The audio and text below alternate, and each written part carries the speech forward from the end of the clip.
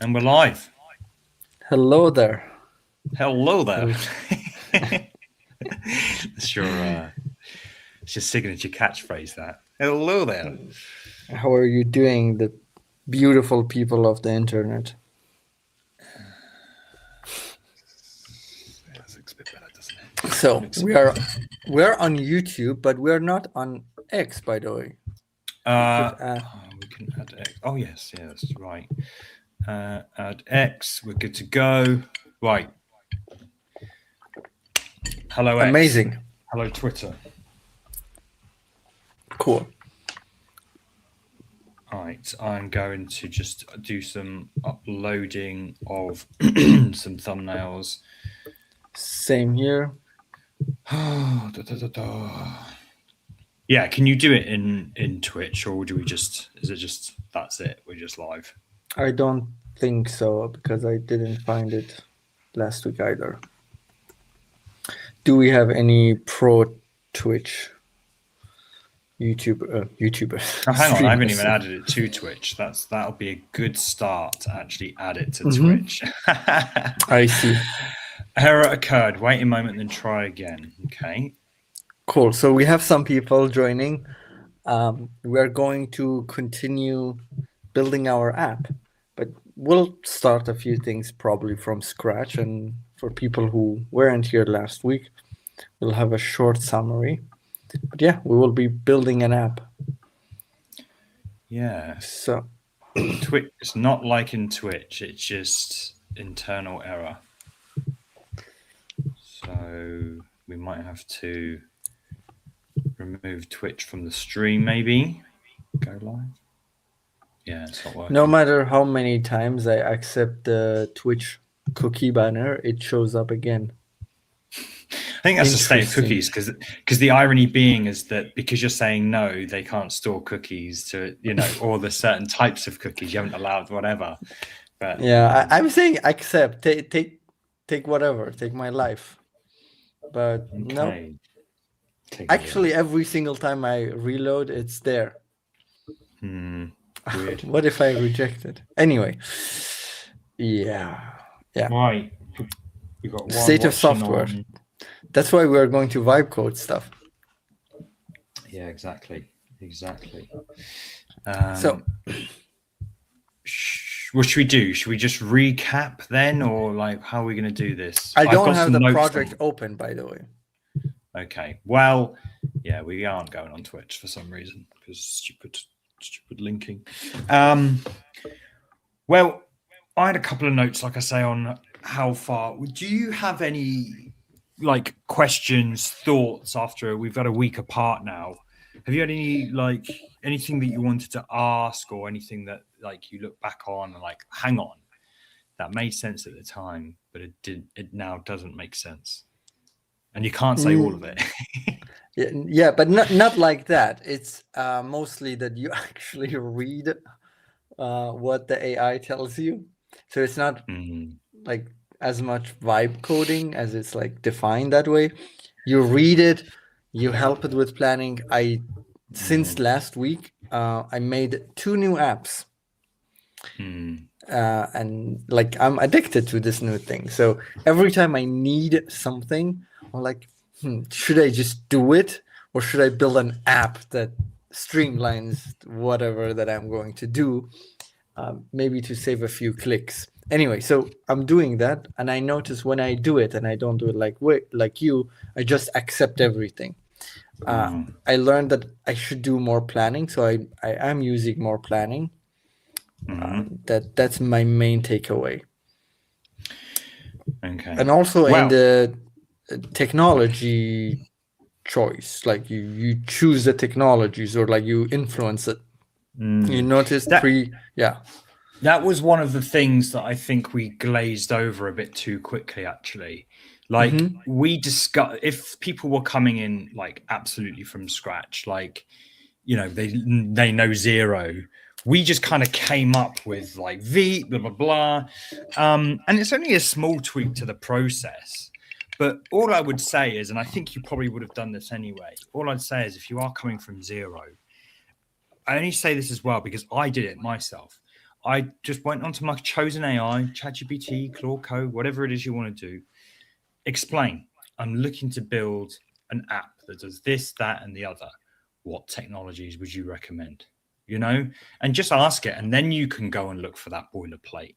You know, if it says Vercel, you know, Next.js app, or if it says, you know, Swift or something, that's exactly what happened with me. Is that I asked it what I didn't, I might have explained to it, but I want to be sharing. I want to share through the share sheet URLs for music that I like, but I want to share it to people who have Spotify and Amazon and Deezer and all that stuff, you know. So that I didn't have a clue how to build that. I didn't know. And then it gave me the tech, and then I was able to read through it and go whatever. So yeah, that would be the only thing I think we glazed over and went over too quickly because we already had an idea of what tech we wanted to use. Interesting. So for people who don't know, there are like steps that technically you could ask AI to tell you, but it's very easy to just miss these steps, like choosing the tech. I don't know, but you know, AI might not tell you. So we talked about this, like, well, what is the point of any tutorial if you could just ask AI? But there are things that you don't know exist, and AI might know that they exist, but because it's you get information dump in a way that you just glaze over it. But if there is a pro telling you, like, well, actually, like among all of these things, there are these key steps that are very important, then you pay attention, like, you know, choosing the technology and doing the planning and things like this. As a side note, this was supposed to be a giveaway. There was supposed to be a giveaway in this stream of a free subscription to Claude Code. Annoyingly, my link doesn't change per allocation of passes. So I've just gone onto my Claude Code. I've said passes to go get the link, and I was gonna say we're gonna flash it at some point on this screen, and it's first come first serve because it's one link for all of my things. Unfortunately, that link, that URL, that pass is ever present on all my videos, and when I gave away, you know, it on one another video, they've all been snagged up again. So I might have to delete those comments on that video in case I get given them again, and then we can actually do a giveaway. Yeah. Because I was going to also ask, have you upgraded? No. So you're still raw dogging it on a pro plan? On the pro plan, like a newbie. Like a newbie. I'm not in the elite 200 bucks per month yet. Yeah. Well, hopefully we can get somewhere where Claude Code is, you know, we've gotten to a bit of a rhythm, and that we can then just transfer the cursor and it just kind of makes sense. But I wanted to, you know, do a few quality of life things in this stream, but we'll see. Yeah. What are we laughing amateur I'm being called amateur. Need the max X20, like the 20 it's 20 times like the rate, right? Not sure. Yeah, something like that. Well, yeah. Claude 5X is probably 5 times more than Pro, I think. Or it's 5 times more than free, because Pro got released after 5X. So maybe Pro is like 2X, and then 5 is 5X. 20 times the Pro, yeah. Okay. Well, that, or I don't know, Kimi K2 2.5. I don't know if it's as good, but maybe next week we can have that. Yeah, maybe. Cool. Maybe. So where do we get up to then? Do you have any more questions or thoughts or whatever? No question. Let's start it and see where we are. I stopped myself from continuing it, so cool. It's kind of bad because now we have we got to start from scratch. The first thing I wanted to, because did you download Warp using my affiliate link? No. So I'm going to put my affiliate link just because, mate, my latest video, because my Warp link's in there. People love Warp. So genuinely, guys, I'm not a shill on stuff I don't like. Genuinely think I like it, or I think you will like it, right? Warp is my terminal browser, and it has an AI function and a terminal function. So you can do all of the terminal stuff, anything you want as a terminal, but you can just flip it to agent mode and then say, move these files to there. So I had multiple hard drives. This isn't sponsored, by the way. I'm just trying to be helpful. Hang on, you got rid of it. Oh, yeah. I had multiple hard drives with loads of video footage all over the place, and I just wanted to organize it, but by year. Is that just disappearing? I'm not touching it. That's weird. Yeah, and it's hard to click on it. Can you add it as a comment? Well, I'll add it as a comment in the chat as well for those. Yes, so because I want to click on it and I couldn't. Oh wow, we're getting loads of comments. I wasn't looking at those. Yes. Hello everyone. I showed some of them. Nice. There we go. It's in the chat. For some reason, it's coming up as Twitch, even though we're not connected to Twitch. Oh, we're live on Twitch. Hello, Twitch. We're live on Twitch. Cool. Just had a funny few moments. Yes. So I just asked the AI terminal to just organize all of my hard drives, per year and things like that. That I don't know how to do that with terminal, and I would have had to manually click around the Finder. Another use case is that I had loads of Docker containers running on a server somewhere, and it was just running out of memory and going really slow. And I was like, just SSH into the server, figure out what's going on. And it did. SSH'd into it, did some reports on memory allocation, where files are being taken up, hanging Docker instances. That all being said, I know kind of what I want to achieve, but I don't know the commands to do it, because again, if you joined us last week, cd, ls, pwd, all this kind of stuff, it just starts to blur into one, and you can do anything in the terminal. So that all being said, I use Warp. It's a paid product, but I think there's a free version that I have not used. I just loved it so much. I was like, fuck this, I'm just going to buy it. I wanted to get you to use a free version, though. There's a free better version of terminal, which you had multiple agents running, and we opened up another window, and then we had to CD back into that window. And I was like, we need to get you a better terminal, because there is better out there. The classic is iTerm 2. Let me get iTerm 2. I don't know why it's called iTerm 2. It's devs not having an idea about branding. So iTerm 2 for you. Comments. iTerm 2 for you in the chat. And no, the previous link. Can you please? I know. Yeah. Nice. So this is iTerm. And then Warp for you privately. So iTerm 2. And do you want to download it, and we can just run through that real quick and then get people up to speed with the terminal? So should we do both? Okay. The commands are the same. So if you want to use Warp, go ahead. If you want to, up to you. The commands are the same. But iTerm is free, right? Yeah, iTerm is free. So is Warp. Is Warp free? I don't know. You tell me. Warp. .dev. Terminal built in. It allows you to download free. It's free, limited access to different models and things like that. So realistically, you can use terminal. You can use Warp as a terminal for free. That's what you don't need to pay for it to use it as a terminal. It's the AI stuff that you need to pay for. So do you want to get that off your screen so I can see your emails and shit? Simon Gregory has invited you to try Warp. Yeah, I'm trying to open iTerm. Okay. Doesn't work. Well, what happened? I don't know. It went away. So you downloaded it. Yeah. So if you go in your Finder, so it's probably downloaded a DMG file. No, it's a zip. Yeah. Okay, now it is. Okay, so this is iTerm 2. Cool. Do you want to make it bigger and make? Yes, I will. So do you want to try and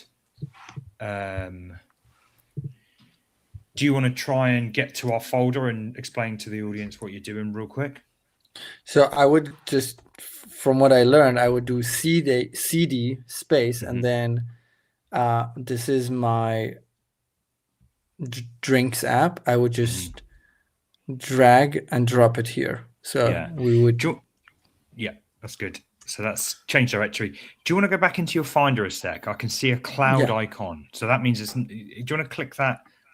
Right click the drinks app folder. Yeah. And like download now or something, or click that cloud. You want to make Does sure this that mean they it's are I want to make sure it's downloaded. Not offloaded. Yeah. Good point. Once it's done, should be a few small files. It shouldn't. No. Okay. No modules. King of memes. You'll find memes endless for days. Like Node modules gets gigabytes in size. It's massive. Why? What's in there? It's all the packages that your app uses. It's everything. Like click on Node modules right now. Like these are all the libraries it's using. And this is one of the problems. And a lot of this stuff, like people use npm libraries for absolutely the most ridiculous stuff. And Theo did a video on it where people use it to like pad left. There's a pad left npm library, and then they have dependencies, and they have dependencies have dependencies and whatever. So a lot of this is hopefully very, very good. But maybe as AI gets better and better and better, we just write our own libraries and we don't need to use all of this. But this is the current state of JavaScript at the moment. This is insane. Massive node. Yeah. So when you're done with a project, I often do this. When I've archived a project, I just delete the node modules folder because then you can just npm install them. Once you've done when you need. Yeah, because like starting a project takes no time, and I thought anyway. This is huge. Yeah, so that's why it's taken so long. So anyway, whilst that's downloading, hopefully we can say, I wonder what do not sync means. Do you think that means download it? So it's 200 megabytes. Yeah, I want to keep this downloaded. Is that do not sync? There is one option on Windows that says keep it offline.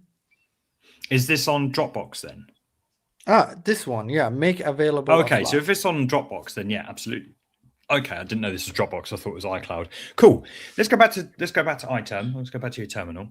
Okay. And back to terminal. Let's run Claude. So this is how we run Claude. Okay, we'll do. We have another user saying hi. Hello there. Hello We're there. Running Claude by just saying Claude. Cool. Now, real simple. Look at that echo path thing. Do you want to copy that real quick? Should I copy the? Yep, all of it. Oh, it's gone. Exit. Go back in. Just copy all of that. Is it okay? I don't think it matters, but it just bothers me. And also, we want to run brew upgrade call Claude. Go on, get it. So get it. No, not all that. No. Okay. Well, just copy. Yeah, You did? No, I copied it. Yes. Cool. Nice. Just now delete all that. We need this much, right? Yep. Okay. All right. Now just delete all that, and then we're just going to run it in. How can I delete fast? I think you can either command. Option. Just exit this, just because we need to exit anyway. We're just gonna paste in whatever you copied, and then we're gonna paste. Oh no, it actually copied everything. Well, don't hang on. Copy what you need right now. Oh yeah, true. This is what we need, right? Yeah. And then now delete. If you hold command or option, it might just jump to spaces and shit. No, none of them. Command is not. Yeah. Option deletes it fast, but it's not working. Anyway, do this for me because it will actually do the next lesson for us. So what you can do is split. Don't do anything. What you can do is split your terminal. So if you type Command D, now it's going to split it vertically, or you can click Command Shift D, and it'll split it vertically. So this is a new terminal, right? And what's good about this, if you type ls in one of these, or pwd, sorry, in one of these folders, in one of these things. Oh, it doesn't. Okay, this is interesting. So it should, or at least in Warp anyway, it maintains the folder that you're in. So maybe there's a setting somewhere, whatever. So let's just, you can close this one with Command W.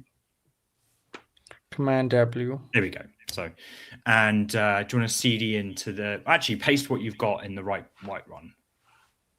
And you might need to, hang on. Do we need it from here to here, right? Yeah.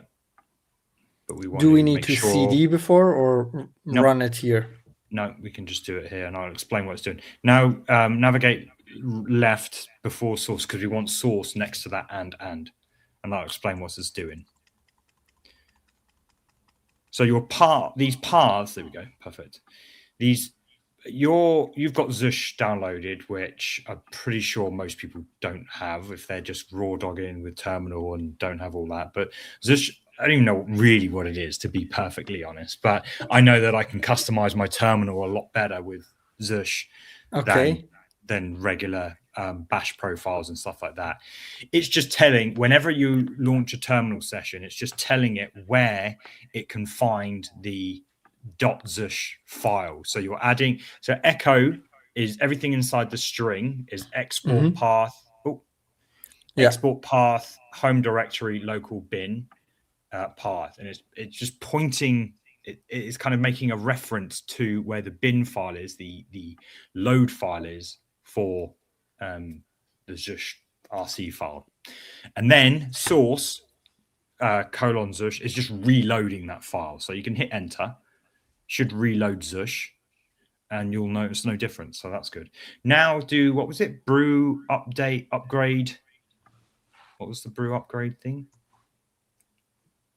It's probably here as well. There we go. Brew upgrade Claude code.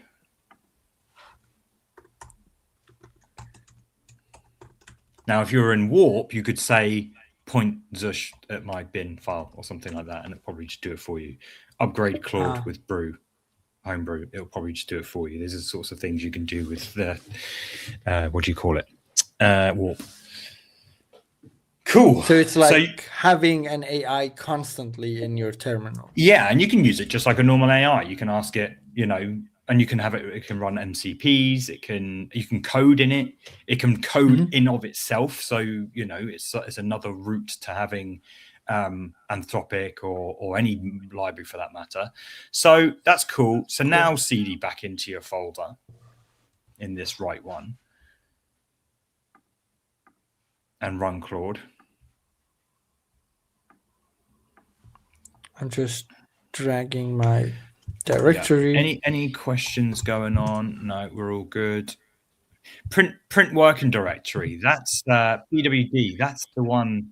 I was like, I didn't know what it's for. I probably could have worked it out if I thought about it, but yeah. I take my amateur comment back. Someone didn't know it was live. Yeah, people say that. I wonder how it's not clear that it's live. Anyway, now on the left-hand side, just hit Command W once you click on the left-hand side. Hit Command W, and now either would you want it side by side or left to right? Side by side is okay. Okay, like so left and right. Command D then. Side by side is Command D. There you go. Now, it's really annoying actually. I want it to keep in the same. I'm so used to it being the same folder as the one on the right. So Control C. What is this? Control C. Clear scroll back history. Allow this in future. I don't know what that is. Scroll back, but fuck it. Always allow. YOLO. We're vibing. Probably because you scrolled or you hit up or something like this. I can't even. Oh no, I didn't have it. That's why. So should I also come to this directory? Yeah, and then click Claude. just for funsies. We're just showing that we can run Claude in 2 separate windows side by side, rather than having 2 independent windows that are floating around. So yeah, pretty cool. Yeah, but we can't do this in the stock terminal, right? Not side by side. We have to run them No. in separate windows. So this is why Yeah. this is kind of like you've upgraded your terminal now. You've gone from pro to amateur to Semi-pro, and next week we do semi-pro. warp, and then we're like completely pro. You could have done warp here. The terminal Yeah. usage is totally free. Like everything we're doing right now is totally free in terminal. Yeah. Warp. So cool. I wanted to look into like starting to build up your MCPs and get that sort of shit running, you know. There's a couple of MCPs that I like. Okay. And one, if you open up your browser and open up EXA MCP, EXA MCP. Like this, EXA. Yeah. Better than EXA. Oh, okay. So this is like you can click into it. This is like a dev focused MCP. Okay. And what it does, and you can install it with Claude Code. You can see that in the instructions there. You can install it in Cursor if you want. But instead of using like its built-in search, which presumably just returns all results, this one's really just web and dev focused. So you can see Claude Code there. And you can copy that and put it in. So what this is doing, you have to this is outside of Claude Code now. So if you just type Command Shift D, and then we can just run this. We don't need to be in a separate browser. Claude, which is running the application Claude, MCP add, which is what you want to do. Transport means what type of MCP it is, and transport means it's external, it's on some server somewhere, and then you're just saying where that server is located. So if you hit enter, and now this is installed local. Which one's local? Oh, this. Okay, press up again, and we're going to install it across your whole system. So if you come back to before, just after transport, so just before EXA there. Oh no, actually, let's try it. Yeah, here. Forward. No, after HTTP, because here's the thing: : transport is the parameter, and then HTTP is the argument. So you want to go one more over, and then type -- scope, and then space user, and then hit enter. And this is like is scoping it for your machine. HTTP. Okay. There's no space after HTTP. Sorry, I thought you hit a space. So press up, go over to scope. And this is another nice thing about Warp is you can actually click to where you want to go. It's more like a text editor as opposed to this. Like this? No. No. Space. We need a space. Yeah. Yeah. There we go.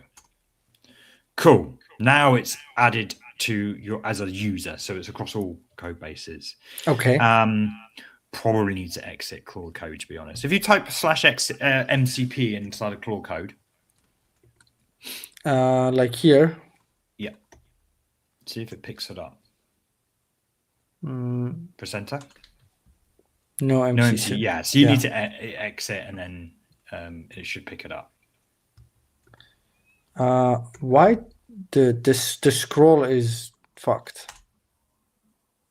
And then it's in here, right? Yeah, but like. Yeah.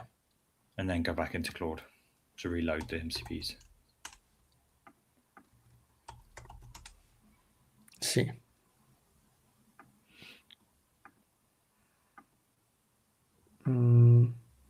Why is this one taking time? Typo.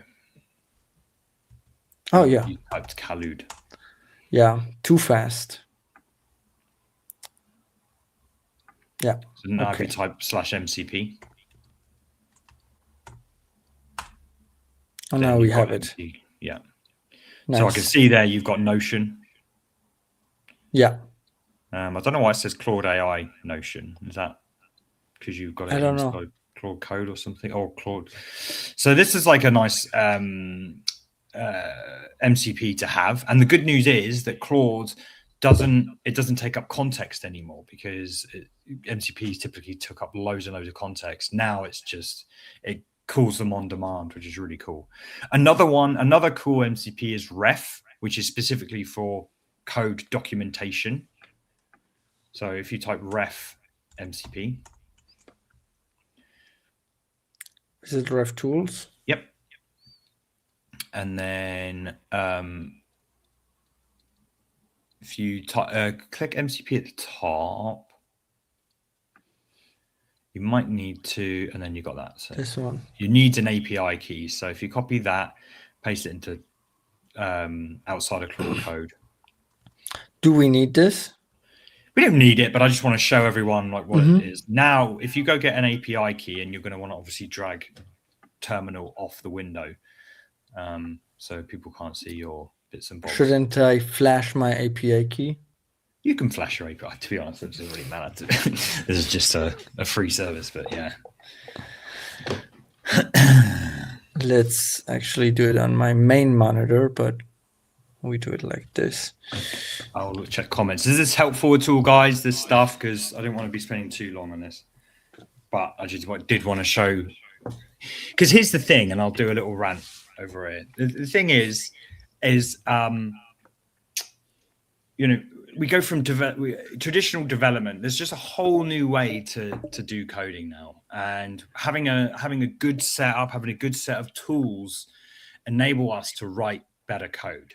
So by having Exa, having Ref, we know we're getting up to date documentation. We know that we're writing, understanding discussions and code related topics and stuff like that.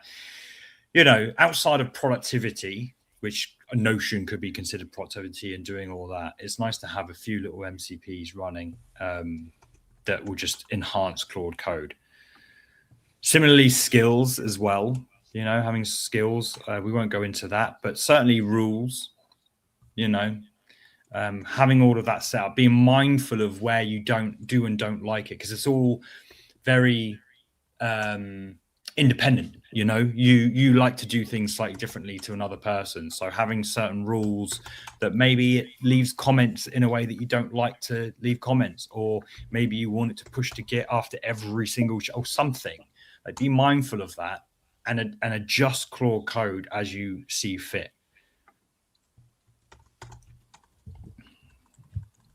So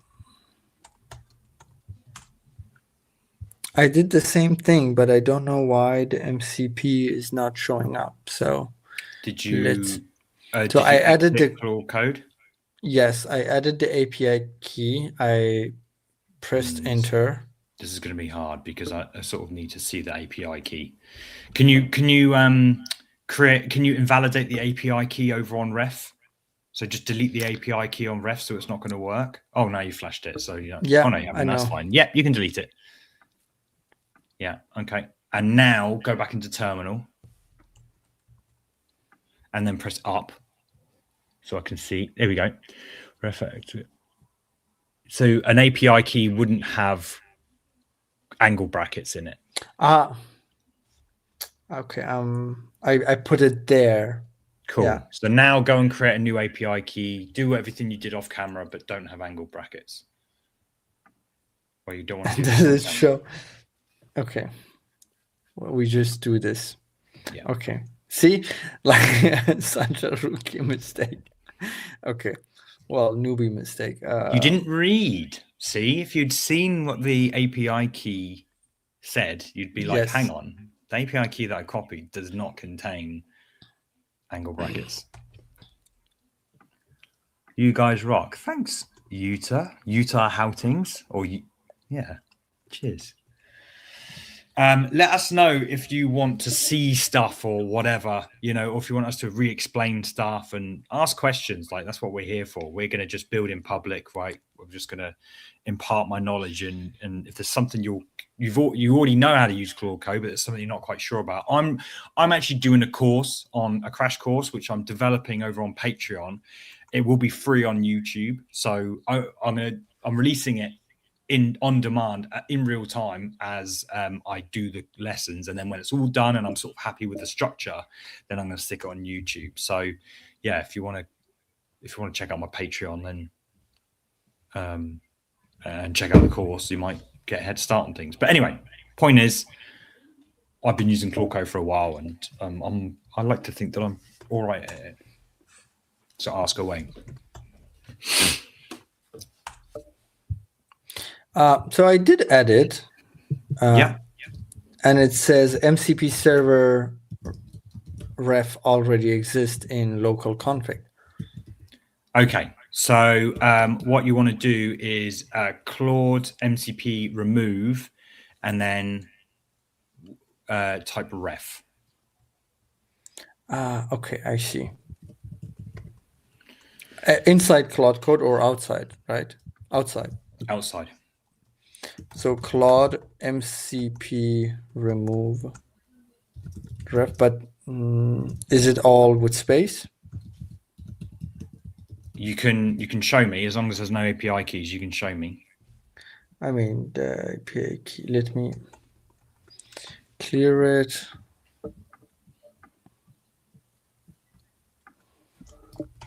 Claude MCP. Yeah. Remove. And then like this. And then space and then ref. Like this. Yep. And then press up. Oh, hang on. What do you mean? Okay. This is fine. It says no MCP server found. Yeah, but it was saying, well, yeah. Okay, I flashed my so new do API it. Fuck yeah. Scroll up. It doesn't matter. You flash it. Scroll up. Scroll I can up. change it after the. Scroll up. It's capital R. So just delete what you've got here. Yeah. It's capital R. So delete what you got here. There you go. Like this. Yep. Cool. And now go regenerate an API key. It's fine. Okay, API key. So we are going to revoke this one as well. Don't share your screen. Yeah. So new API key. This one is ref2. How do we get you to read? Yeah. Are you leaning on me a little bit too much, do you think? Yes, of course. So please try and just read, because it's all written there. This is, vibe coding. I'm your vibe that's my defense through me. With AI. Wow, Utah's saying nobody really is guilty of that as well. Yeah, it's something you really like. I remember doing it for sure when I first started out. Like senior devs would be like, it literally says right in front of you, and it is overwhelming, especially when you get like a dump of like error messages and whatever. It does become overwhelming. You're just like, I don't know where to start. But then you just start. When you haven't got someone by the side of you, you've got no choice to read. So like, if something's not working, then you've only got yourself to blame, and you can figure it out if you just read the outputs. Yeah, I do. I am starting to begin to read. But it's also like particularly difficult for me to talk, do something, and read at the same time. Like I'm really bad at multitasking in this way. Yeah. So yeah, fair enough.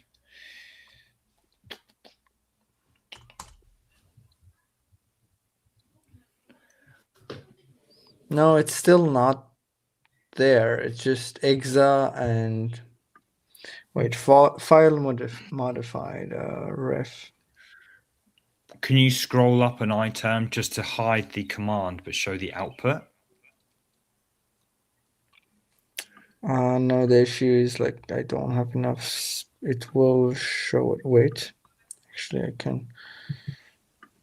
So yeah, now we can share. There is no API key. File modified, Kabaza's Claude. So it's added it there. It's added it to your home. And have you exited Claude? I did. So exit Claude, and then we say Claude, and then we say MCP. Scroll down. Is it like a window thing? Do you think? It should be there. No. Anyway, let's move on because this is just taking far too long, and we can't do it. I can't do it effectively if your screen is hidden. So, I'm just going to check something. And I'm going to. Can you go? Hang on. Don't type anything, Kabaza. Or don't. I did it because I wanted to make sure that I'm not flashing API again. Sure. I'm just going to try something. Hang on. I'm sorry. This is like a technical, boring thing. I'm looking at your full screen layout on my side. Okay, it is showing. It is showing in on YouTube. No worries. I just wanted to check something. Okay. Cool. Let's get code and let's do something. Let's get your project spun up and in front of everyone so we can finally look at what the project even looks like, what it is that we're building. Yeah, true. We haven't even opened it. So what do we do now? Hang on. What do you mean? What do we do now? What do you want me to do? So we have spin up your project. I want to see it. I want to see what you've got. You want me to ask Claude to run it? I want you to get the project in front of all of our eyeballs so we can see the project. That's all I want. Simple ask. Everyone ask them in the comments. Just get the project running. So I would just npm run dev, but I should do it outside, right? I should do it outside of Claude, or should I do it with like this? Would that work? Yeah. I wouldn't. You wouldn't? No. What are we using to record this? We are using StreamYard. So it's all done on, well, it's done locally, but it will be uploaded to StreamYard, which we can they make it very easy to share their referral link. So we have the local host 9000, which I need to open, right? Yeah. Oh, we got it. We got it running. Got it. So I would have done this in like a separate terminal, like the separate, so we could see it, because now this is in the way of, you can run it in the background with Control B, but it's just a lot more difficult to manage in Claude Code, I find. You can still access it. If you actually hit Control B. Control B. Yeah. Wait, that was Option B. Control B. Yeah, there we go. So now we can continue to work. And if you hit down, Enter. I see. So Bash is like putting it away, but it's not still really. Like I don't know why it says Bash, to be honest. Press down and Enter. Now that's our server. We can kill it with K, but we're just going to leave it there. Why not? So can I suppose I like to see the logs. That's why I keep it in a separate window. But, so should I Control B or Escape? Escape. Okay. Yeah, there we go. Cool. And so where were we? Where were we in this cocktail app? What was going down? We had got admin view, haven't we? Yes. So you could switch admin and user. Yeah, true. We had that, and we were doing some planning in Cursor, and we added everything to the. That's right. What did we call it? The file for planning. Get it open in Cursor so we can have a little look, because I think this is good for newbies, is to have the file system open, and at least until you get to know the code base, and then you can just know where all the files are roughly. So okay, so I'm opening Cursor and opening the directory, And this is where we left up. Cool. So is it in PRD? I can see it there. The green file, they're here. Yeah, I Wasn't it? remember we went into these three and we cleaned up. Yeah, we cleaned up, didn't we? One of these Yes. files has got like a to-do list, which, by the way, Claude Code has just released tasks, new tasks. So it creates JSON files and this and that. So it's able to keep track of tasks. So this is pretty not redundant, but we'll see what it does now that it's got this file. So we ran through setup guide was fine. I don't think we ran through the setup guide, didn't we? This is done. Yeah, setup guide is done. Yeah, true. It is all the way to the bottom. Create test admin user. We did set up storage for images. We have not. So we haven't done. Test the set. Wait. Enable real time. We can do real time a little bit later on. Yeah. I think. So we are here, I believe. Test the setup. I think we did go through this. So if you go to implementation plan, I think this is the one keeping track of everything that we did. And if if this is all like crazy to you guys, like we went through, we asked Claude to create all of these markdown files to make a plan and all the rest of it. So it's interesting why phase 1 is yellow. Maybe what was left. So should we ask Claude Code what the status of the project is by needs looking at human input? That's why it's yellow. We created a database schema, didn't we? Yeah. So should we ask Claude Code what the update is on the project? Or you can do it through Cursor, are you? Yeah, we can do either. So let's do Claude. What should I ask? Do you mean like what do you want to know? What is to do next? That's what I would ask. Cool. How can I make sure that I ask and it doesn't do? So it was Shift tab. Oh, I see. Plan mode. Yeah. Is there no ask mode like the way? I would say plan mode is ask mode. Okay. So. But that could be a shortcut you create. I've actually got a shortcut called question, and it's just a what do you call it? It's just a prompt that gets like put onto whatever it is I type, and it just says, just answer the question, do not make any code changes. Because you could either write that here, do not make any code changes, or I have a little slash command, which are now skills. Okay. And do you want to mention that file? Oh, okay. Too late. Yeah. Do you want to mention the file? PRD, right? No. Implementation, yeah.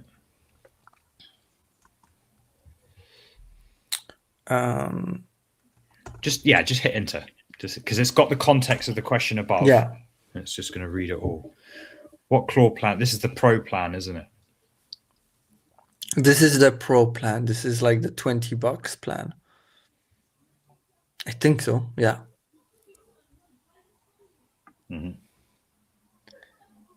So it's listing the phases.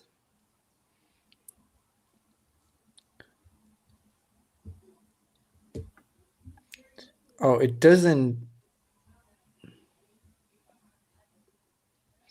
But we have done this. Cool. Tell it.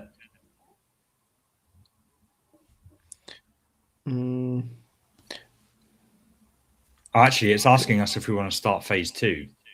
But like, tell it. Talk to it. Like, tell it what's going through your brain. We already set up a super base project. What else? The databases are up and running. I'd love to know where we left those notes. Didn't we put them in the implementation plan? I could click around and show you. I could also push it to GitHub and let you. I'm not touching this code. God damn it. I'm not touching this poison. How bad is it? As bad as my cocktails. I'm just going to watch the old video. This is the general list of things that we need.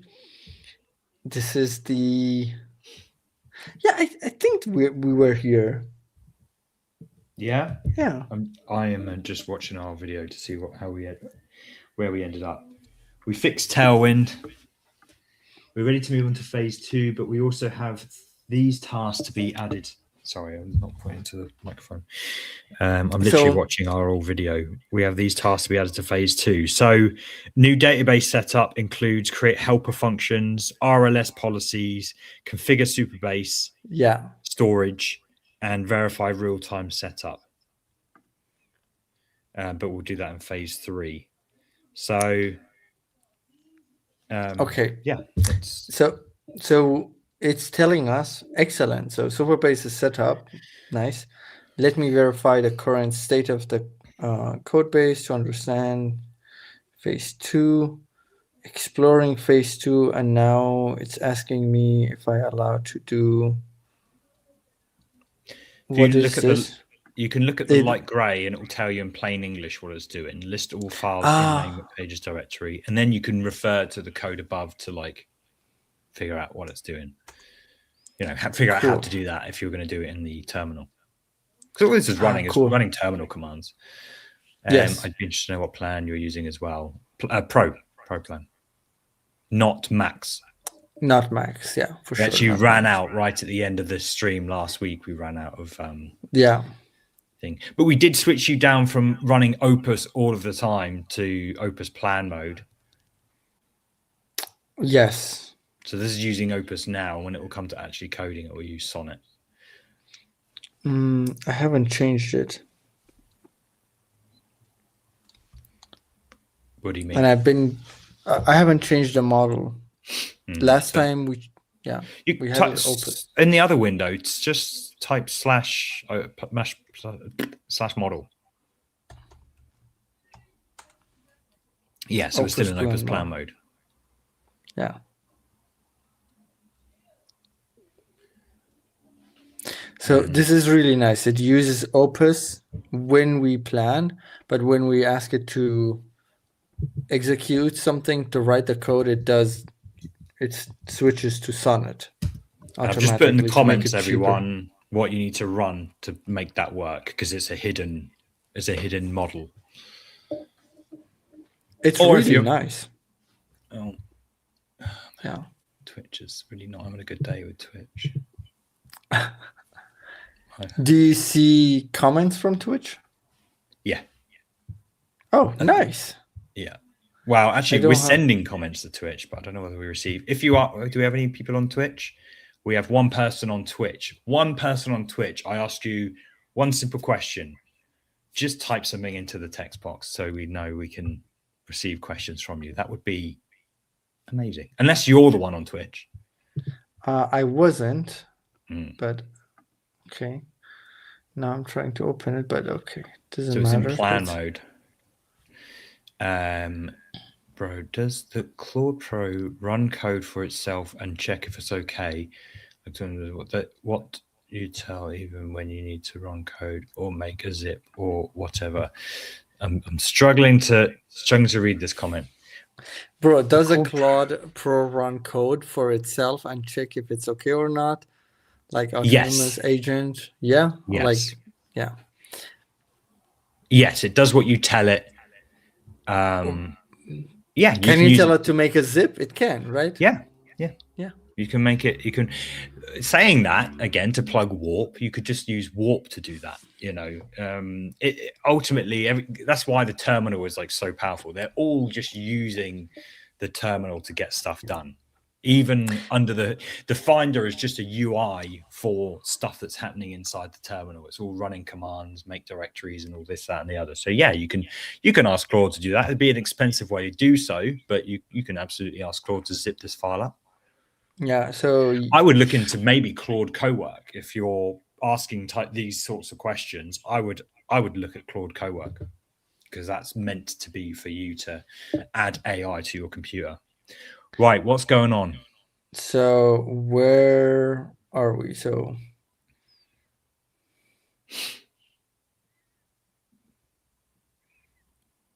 this is a long list.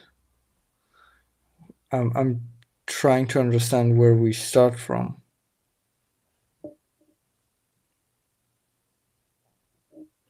Here we go. It says, yes, you get Claude and co-work. Yeah, it all runs under the subscription, the main subscription. If you got Pro, never used to include Claude Code. You couldn't use Claude Code with the Pro plan, but now you can. So, yeah, co-work is essentially the same, just nicer UI, but buggy. Yeah. So what's going on? Sorry, I've been looking at the comments. What's going on? Okay, I'm trying to see what where we left off here, because what I find issue with, like in the terminal, I find it difficult to find where was the last thing I sent, because it scrolls. So so here we had this chat. Okay, we had this. Okay, phase 1 is complete. Phase 2 needs 17 files to be created or updated. So we have do you want to read through this? Yeah, excellent. A comprehensive plan. I've created an implementation plan for phase 2. Here's a quick summary. You've still got learning mode on because it's telling you insights. Yeah. So the is admin, that's something we moved to the RSL. We need to do that. And this is a thin client plan, database did heavy lifting, whatever. Plan summary, 17 files organized in 5 dependency layers. Foundation types forms. So it's starting to create some components, create a drink store, drink cards, guest pages, and admin pages. So we're starting to build out those pages. Yeah.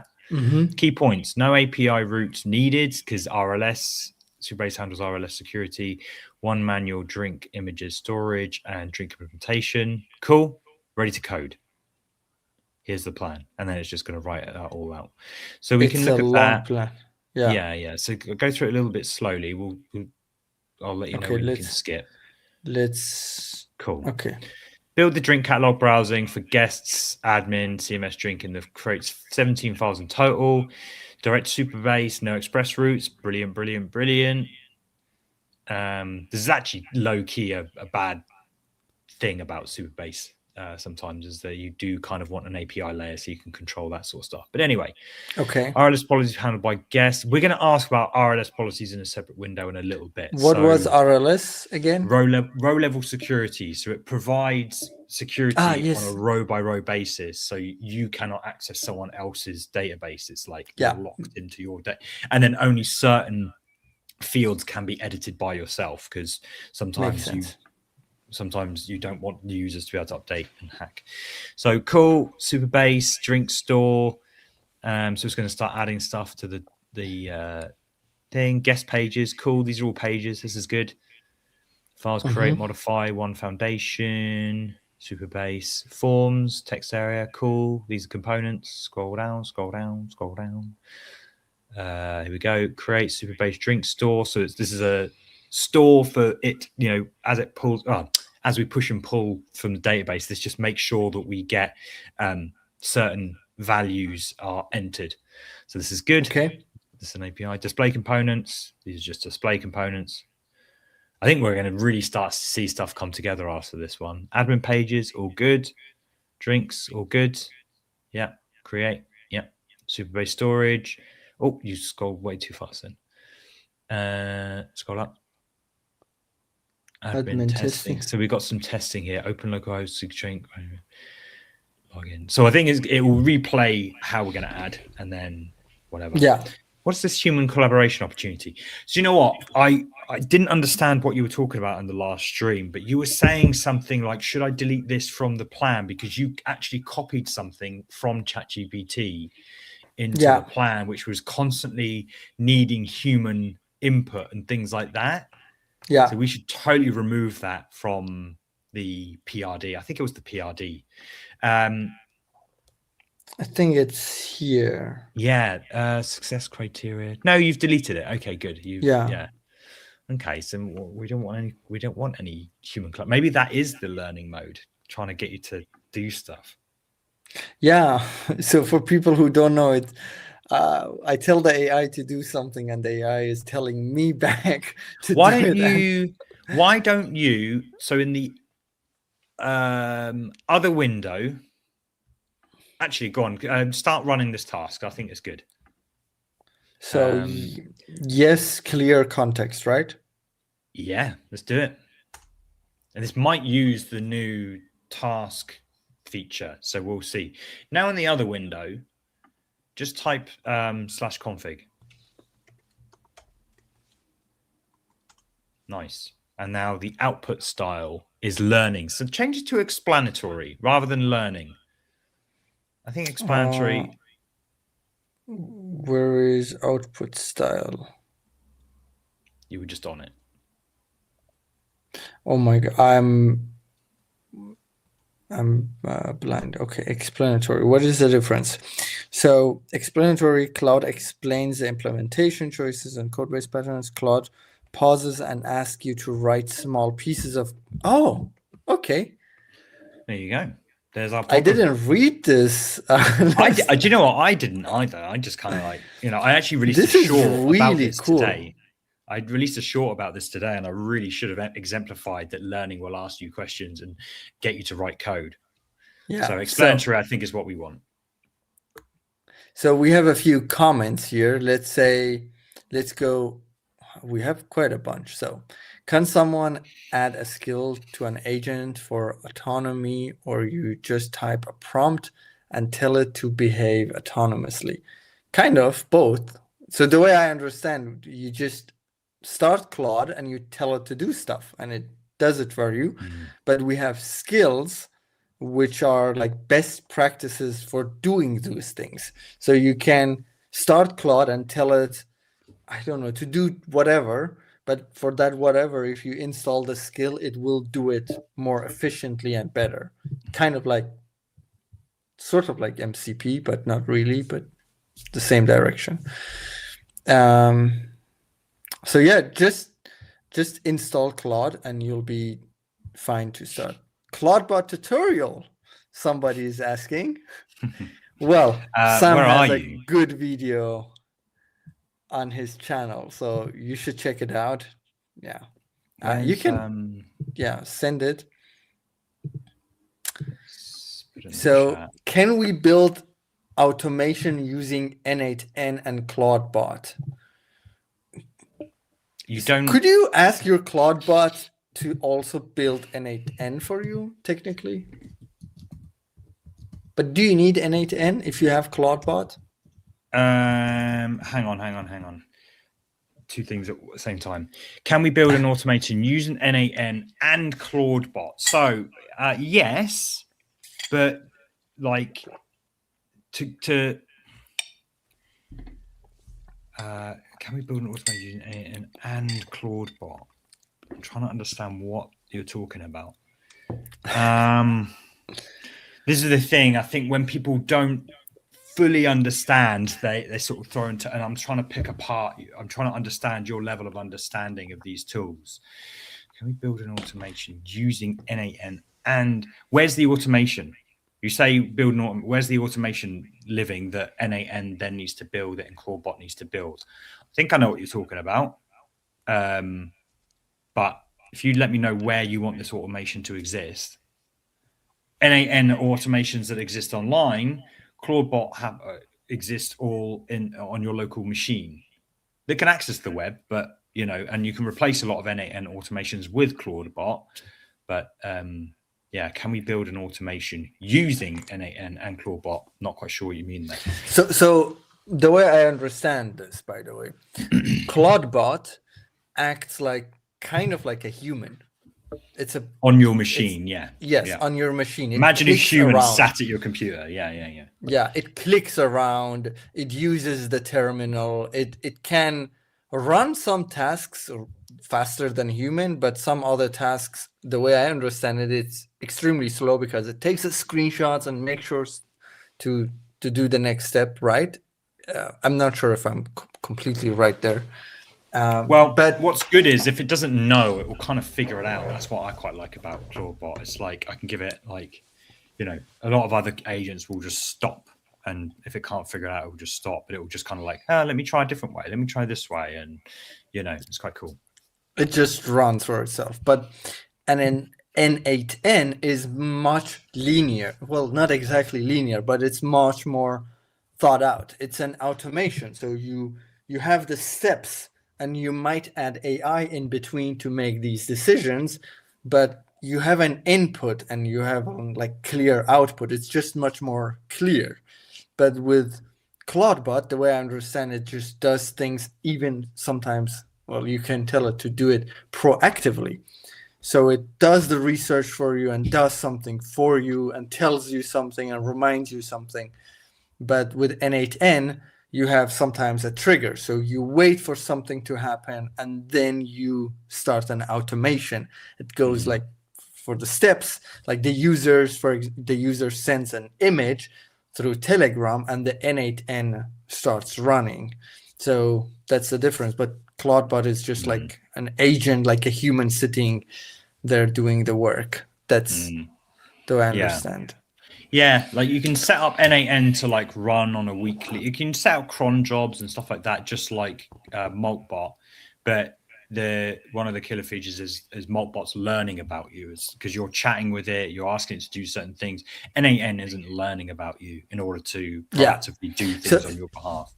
Yeah, and by the way, with N8N, like let's say you have a website, you have a shop, somebody signs up, but they don't buy. You could create an automation. Okay, when a user does this and doesn't buy, send like this email or create this account on this other platform and then add them there and there. So you can do this kind of things where you could theoretically tell Claudebot to do the same, but it would be just not very efficient at that. Why would you? It's kind of like a human waiting for all of these things to happen and check it manually.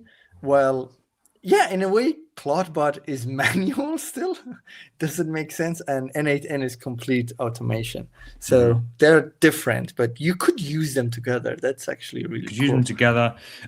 Some things I've replaced N8N with Claudebot. So yeah. Anyway, there's enough videos talking about it out there. Like we can So someone asked, they are all MCP, right? What are all MCP? What were we talking about? We were talking about MCPs and skills. Skills are not MCPs. No, MCPs is a separate as an API. Just think of MCPs as an API. And yes, you can have more than one MCPs on a single project. And the project itself, it can do if you want, but you need to build an MCP for your project to use the MCP, like the actual. So we're building a cocktail making app. We'd have to build an MCP for the cocktail making app to use MCP. However, Claude Code can use MCPs to write code. Now, I'd be interested in we should run this, by the way. We should to check for errors. Yes or yes again. Just type number 2. Yeah. Always. Yeah. Just going to check. Okay. So this continuous building. We'll talk about this in a second. But if you scroll up here, just slowly, we'll maybe see if it's used our Exa MCP to do any sort of research. You'll start to get accustomed to like what tool usage looks like write with the brackets. That's a write tool. So you're looking for something similar to that.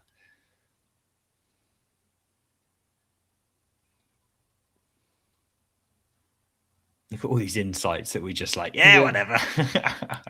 And I'm like, you're gonna have to go. I told you I want to learn, but I'm not learning actually. It does probably chew up tokens a bit more because it's always printing that insight as extra tokens.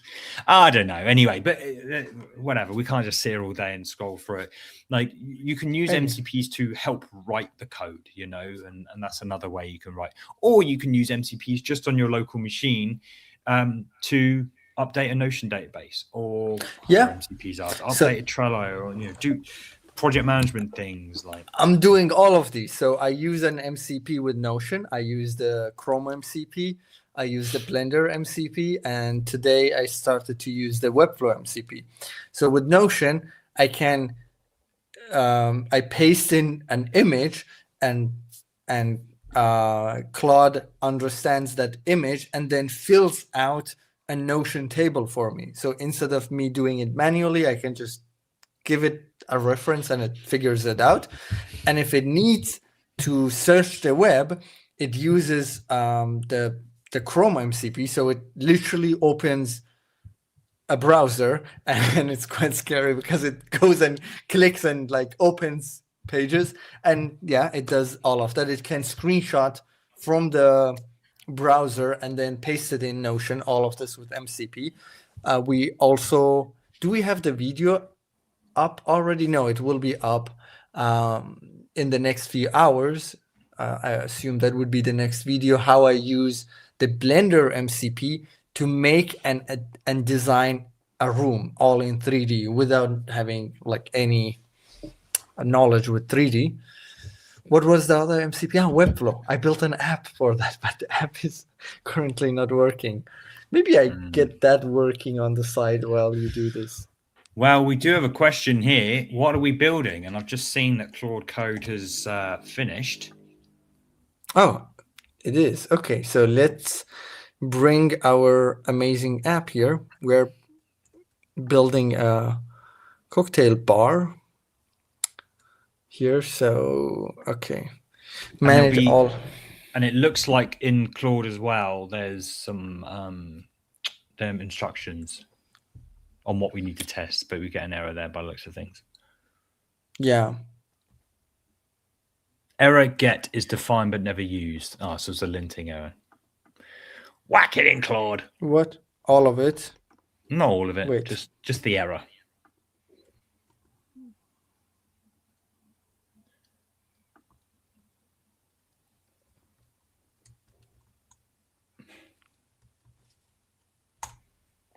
Okay, added. So we're trying to build a cocktail ordering app for my place. When my friends come over, when there are a lot of them, and sometimes there are like 10, 15 people here, I would like to have, it's just for fun, so that they can order from their phone and, you know, see the track of things happening and kind of like know what drinks they ordered last time and reorder it again if they like it, and rate my drinks. Just, you know, I'm practicing my barkeeping since AI is coming for my my job.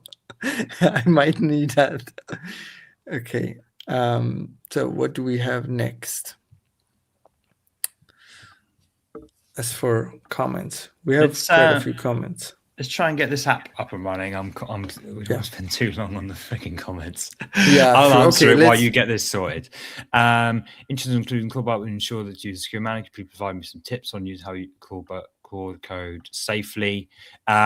Just don't link it to your email. That's the biggest one. Just don't have a look at your email. Yeah, true. We're not here to talk about make a new email for that. Yeah. There's a video going out that I'm having edited as we speak that will go over some safety tips, and I will be sure to put it in the chat. I'm going to find out where it is from the editor now. Should I say yes to this? What does it do? What is this? Read it. That's going to be I'm trying to, but like, check. Thanks to whoever signed up through our referral link. Nice. I just got an email about that. I haven't, so that's from our viewers. Yeah, that's nice.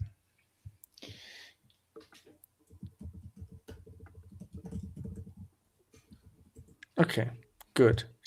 Right. So it seems like it's working. We also have this like thing flashing, which makes me happy actually. Yeah. Because I know there's stuff happening.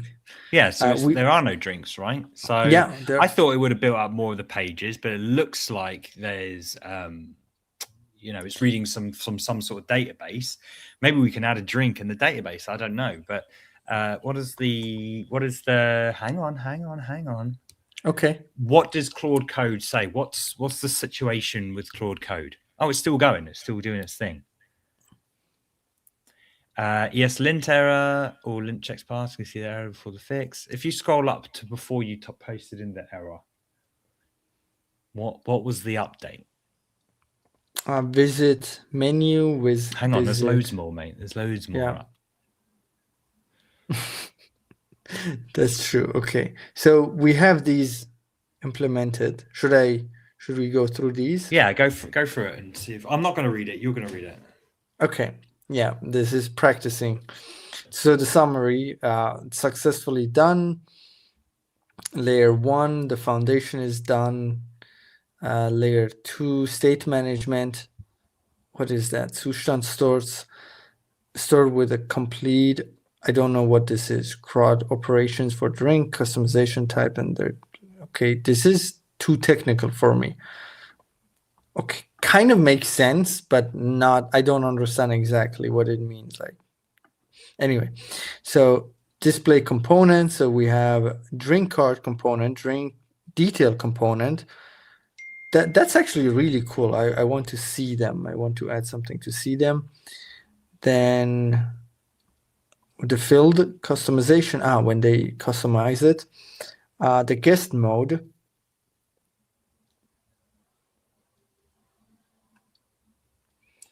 So the guest mode is like my users essentially. Individual drink detail page with access control. That's our menu. Okay, this is everything. This is like the items essentially. Admin pages. So drink. Okay, this is cool. So drinks new, but create new drinks. Can I go here? I think so, yeah. Looks like it. Hang on. But how? One thing at a time, mate. One thing at a time. Let's just. I get too excited. You get too excited. I want to make a new drink. Okay. I'll calm down.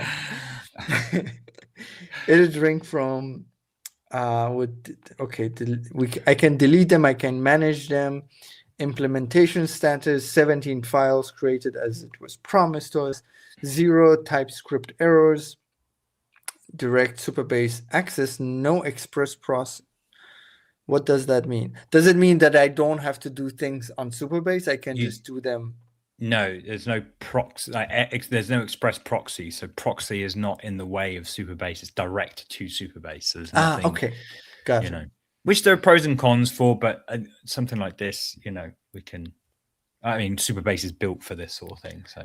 This implementation demonstrates a key architectural decision: direct Superbase access from the client. This is what you said, right? Mm-hmm. Okay. By leveraging row-level security, okay, policies in the database, needs for, okay. This is cool. So it's all about. What is it? Well, admins get full CRUD access. What is CRUD? Am I pronouncing create, read, update, delete? Is it CRUD? CRUD, yeah. CRUD. Yeah. Okay. I'm a developer now. You're right. You're absolutely right. You know that. I should have my Claude Code hat on. You can keep reading. I'm going to put my Claude Code hat. This reduces code complexity and maintenance burden. Securities centralized in one place. Superbase policies rather than duplicated across client and server validation. Next step: before testing, you need to. So it's telling us the next steps. Oh, nice. Wait, let me show this. So you have thinking. This is nice. My thinking cap.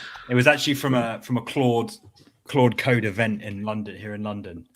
and This is I nice. got a free coffee and a hat. And Dario Amadei's book, Machine and Loving Grace. I am a Claude Code nerd, boys and girls. Yeah.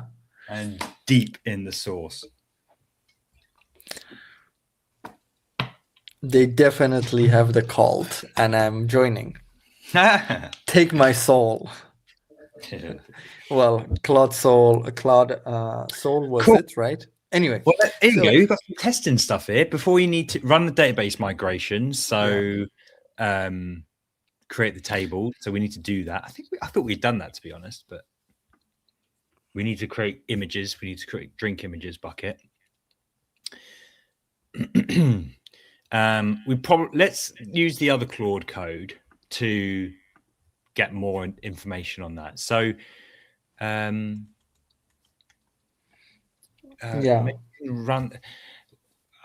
Maybe ask something like, I don't know, are there any database? So basically a database migration is an update to the database, and we keep track of it through files. And I actually saw that it was creating a file.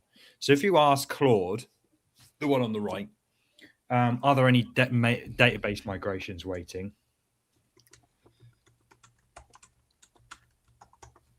Because again, well, we've got it on explanatory mode, so it's not waiting for us to do that.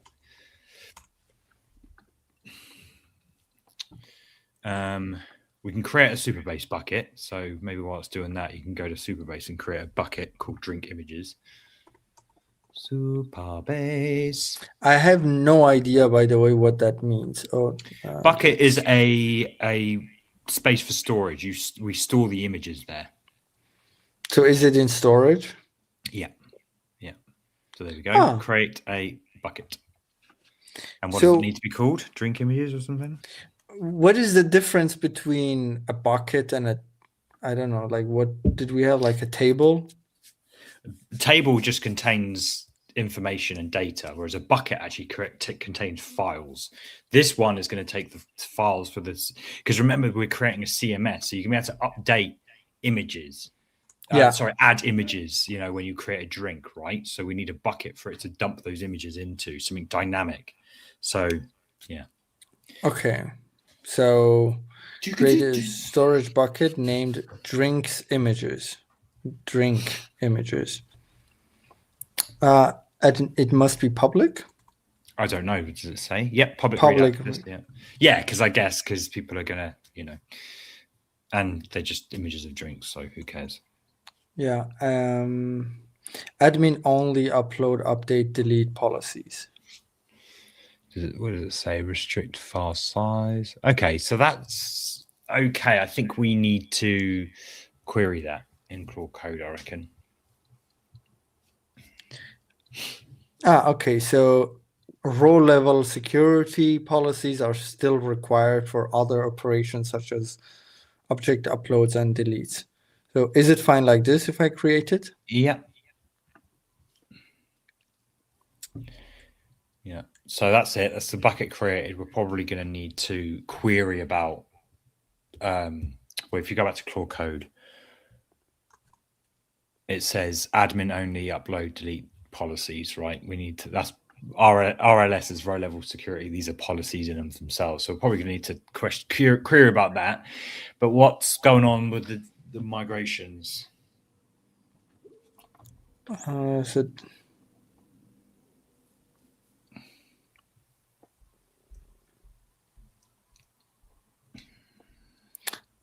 Yes, there are database migrations waiting to be run.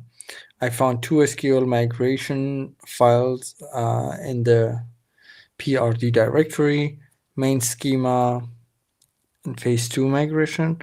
For the main schema, this appears to be phase 1 migration that creates the foundation core tables, profiles, drinks, recipes. Don't we have this to complete? The profile system, order management with status tracking, favorites, and ratings functionality. So it seems like we have this, but I'm not 100% sure, to be honest. So where do I look at this?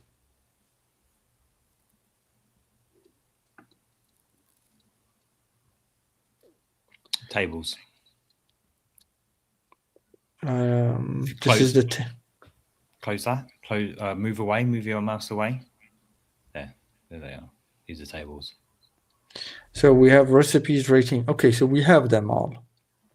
Cool. Ratings. Do we have favorites? Yes, we have them all.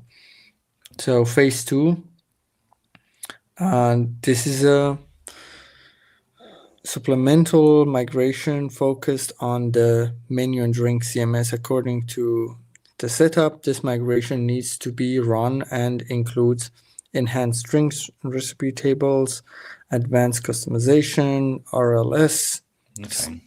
sample seed data. Okay. Oh, okay. So it actually sets up the migration itself sets up the bucket, but let's yeah, nice. Okay.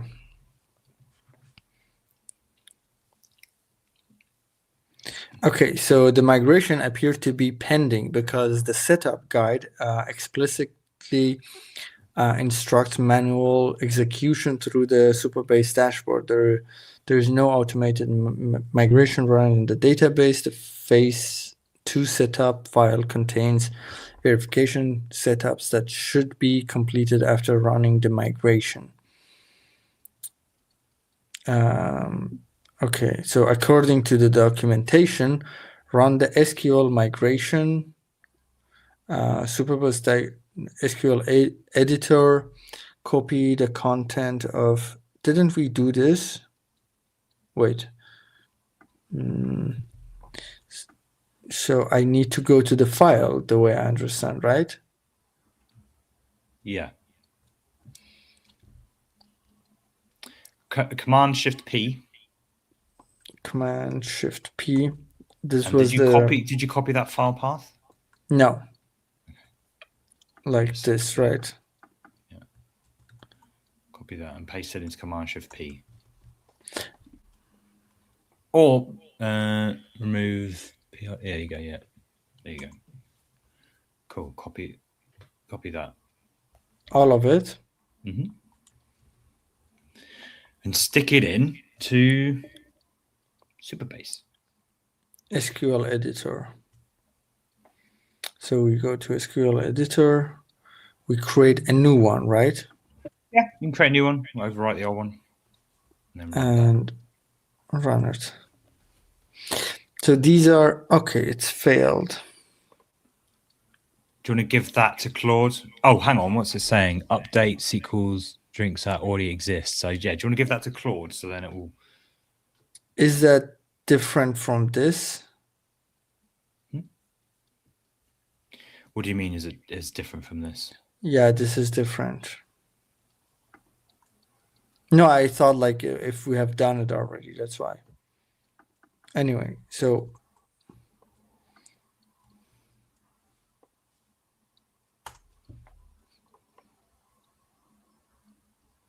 we added a bucket. So we've done that one. And then add storage policy. So we're probably going to ask for help for that, adding the storage policies.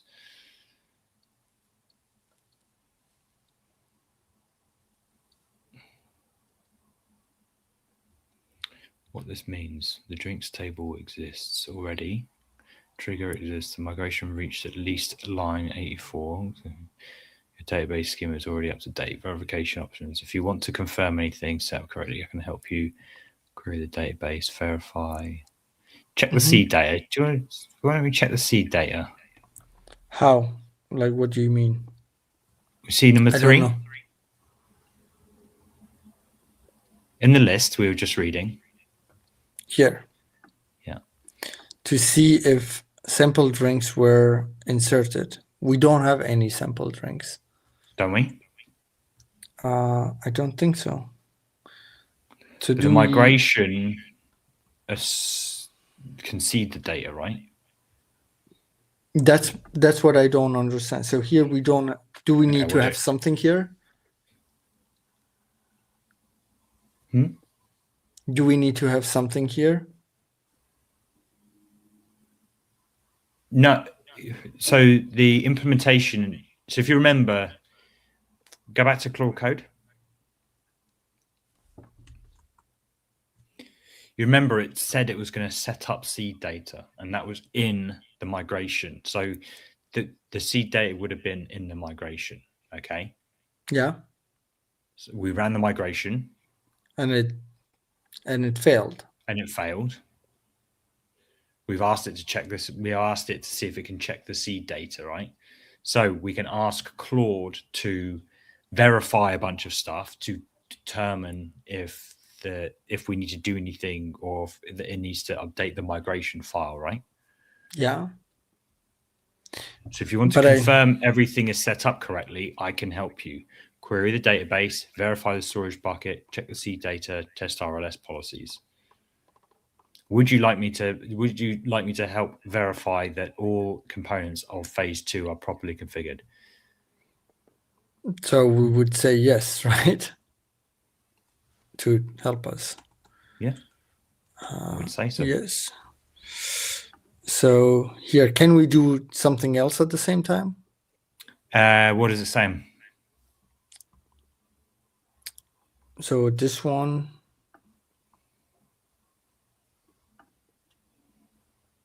Set up RLS policies for the new tables. Guests, select on drinks where is available is true. Admin, full CRUD on all tables. I don't understand how I can do these. That's why Claude's there, isn't it? Yeah. I would just ask it.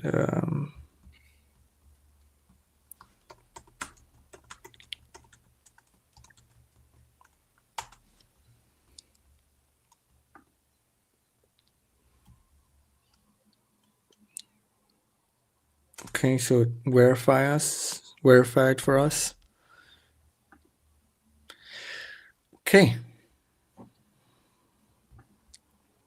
This is me where it gets like when you've got multiple sessions going on, it's like, right, what's that doing? What's this doing? Yeah. Like Boris was saying, like he has 5 Claude sessions running at once, and it's like I've done 3, and it's like, oof, it starts to get pretty hairy.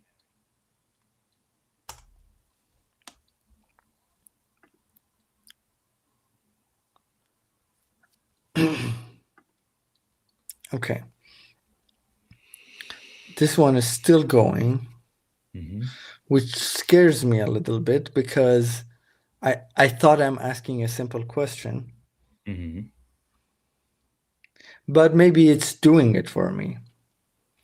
What we are doing, we're testing something, right? Okay. I'm basically saying yes to everything at this point. Oh no, we have an error. I'm basically saying yes to everything at this point. Fucking error. Yeah. Yes. That's quite funny. Well, it sees it, it fixes it. Hopefully. Oh no. More error. Oh, no. Okay, so as this one is fixing, let's see what happened here. That's a lot of things that happened. So it made documentation for me.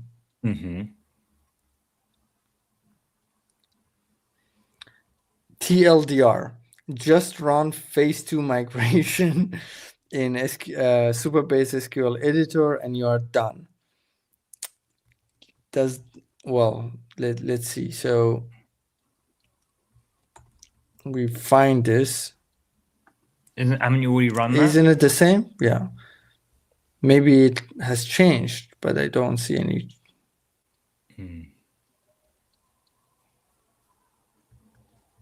Okay. I can try. So whilst we're doing that, I'm going to review a video. I need to get you to read more. Like that's the issue. Like I can see so much, and I'm just waiting.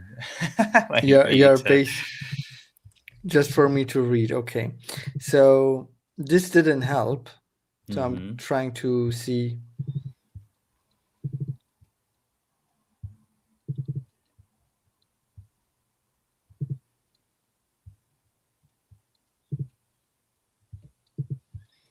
But how can I?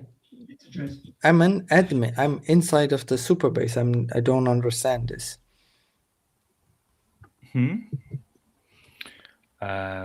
What did you do? I was just reviewing something.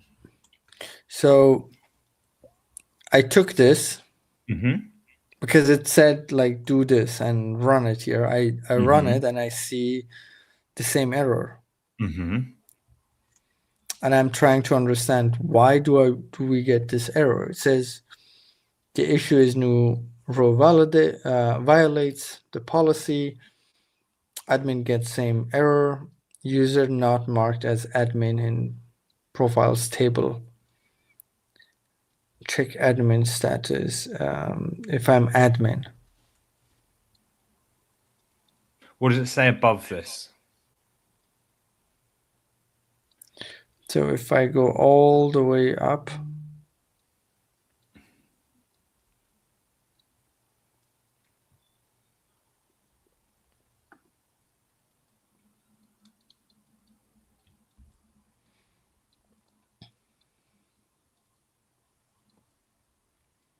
automatic setup recommended, and the easiest way to find, which includes read one file. Should I control O? Oops. Is that, well, it's not much. Why did you control O? It said like expanded to read it. Can I control O back? Right, let's get you set up. Okay. Yeah. Go back to the Yeah. Go back to one on the right. I'm stuck. So the one on the right was there sorting out our migration script. So Yeah. the other one was just it was behind. It didn't know what this other agent was doing, right? Let's just double check what this one on the right is saying. Update TypeScript, recommended next steps, update types. Oh, hello. If I go up, Go on. should I go higher up? So this is the so it's creating a script. Scroll down. Not too fast. Trying to read it. Scroll up. Scroll up to where we just were. Okay. Scroll up. Cool. Here. Next new packages .env. So it's installed Superbase TS node already installed. Let me add a script to package JSON to run the verification. So create this verification script called verify phase 2. Start to scroll down slowly and we can start to pick up what's going on. Run the verification script. Exit code, found an error. Scroll down. Updating the scripts. So it's just going a slightly different route. Check indexes, scroll down, error, scroll down. Okay, running it again. It's running into more problems. Scroll down. Oh, let me fix remain unused variable. This is a linting thing. Let's run the verification script. Phase 2, error. Scroll down. Excellent. The verification script ran, revealed some important findings. Let me fix the script. Okay, keep going. Here we go. Verification phase 2 results. Perfect. Now let me create a summary document with the findings. Verification report. Do you know, I don't know whether I like it. It's just always creating these fucking files all the time. Yeah. Do you know what I mean? Yeah. Like, it's well annoying. So verification report, verification, phase 2 database verification, executive summary. Let me create a quick summary for you. See, so if you scroll just down a little bit, it just puts it in the chat anyway, right? This is where you can control O to expand. Yeah, but scroll down. it puts it in the chat anyway. So what's working? 9 of 12 checks pass. Role of security. So customize configure. Triggers are working. Infrastructure is ready. Minor warnings. No drinks in the database. Seed data. Mojito. Customization types partially seeded. Couldn't verify indexes. Okay, cool. Scroll down. Verification. Reveal some screen. What I created for you. Recommended next steps. High priority. Update the TypeScript types in source to remove display name column reference. Medium priority. Add your first drink through the admin UI to verify full workflow. Optional. Run the seed data if you want sample drinks testing. So why don't you just run seed? Just type seed data here. Seeding data is it populating the database, seeding the database with entries. Okay. So let's see if it can do that through this. It might write a script for us, but or just give us something we can dump rather than adding it through manually. I don't want to add it through. I don't want to add it through the UI manually. I'm just gonna review. This is like dummy data, right? Dummy data, exactly. Yeah, we can delete them.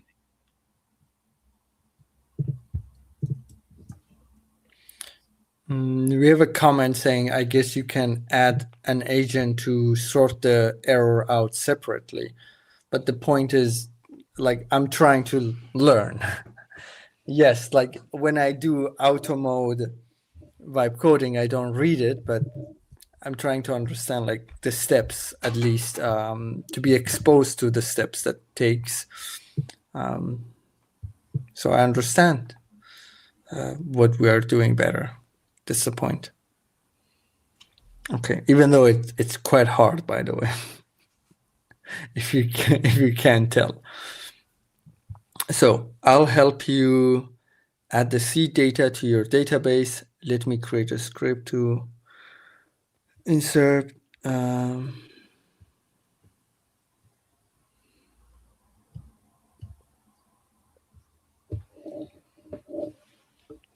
So this is running bash command.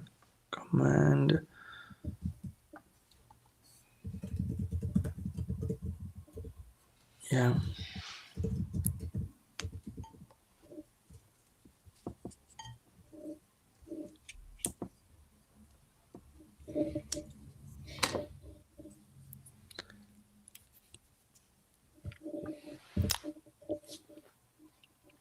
Okay.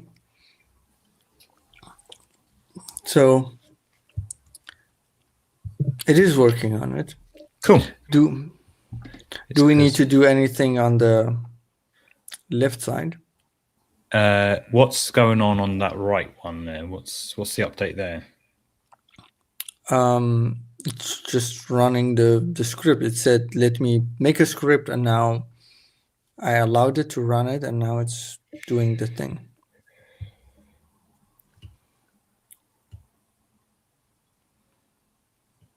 Now let's run the seed script again. Fail to insert. Okay. We're just drinks were burning created through successfully. tokens. Cool. Yeah. So do you want to check inside of Superbase to see if they were created? Would it be here? Yeah, we have some drinks. Nice. Cool. And trying to retrace the steps. The RLS stuff was we probably need to get it to verify the RLS stuff. This is still going, by the way. C script one more time. Okay, cool. Failed insert alcoholic recipe. Could not. Okay, so I think there's something missing in one of the databases that it's trying to seed, which is a non-alcoholic variant or something like this. Mm-hmm.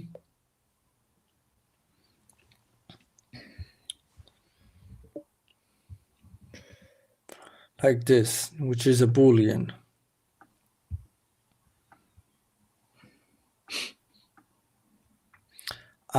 So some of them can have it, some, okay. See, like I didn't specify this, but it exists. See phase one, create script. Probably gonna have to delete these scripts and things like that when it's done. Okay. Yeah, makes sense. Are these added to separate files? Probably. Well, library superbase TypeScript. These are the Superbase library file is a way to it's a unified file on all of the things that interact with Superbase. So everything that touches Superbase will go through that file. Or yeah. Probably creates like a client in the linking function ran, but it didn't output anything. It's kind of doing its thing to try and get all of these.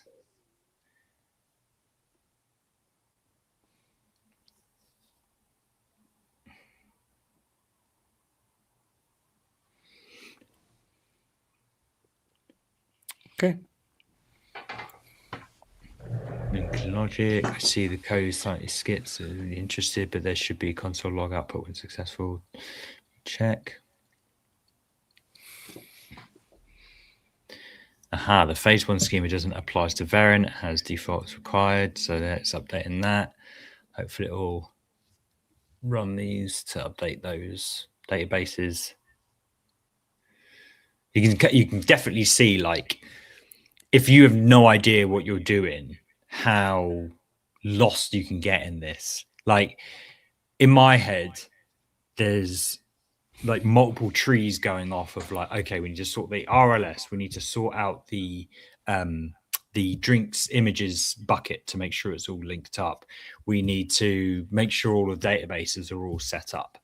And all of that stuff that we've started prompting and read and things like that, if you hadn't read, like if you're not reading, you're just trusting in it. Like you'll have a half finished database that's not linking to images and things like that.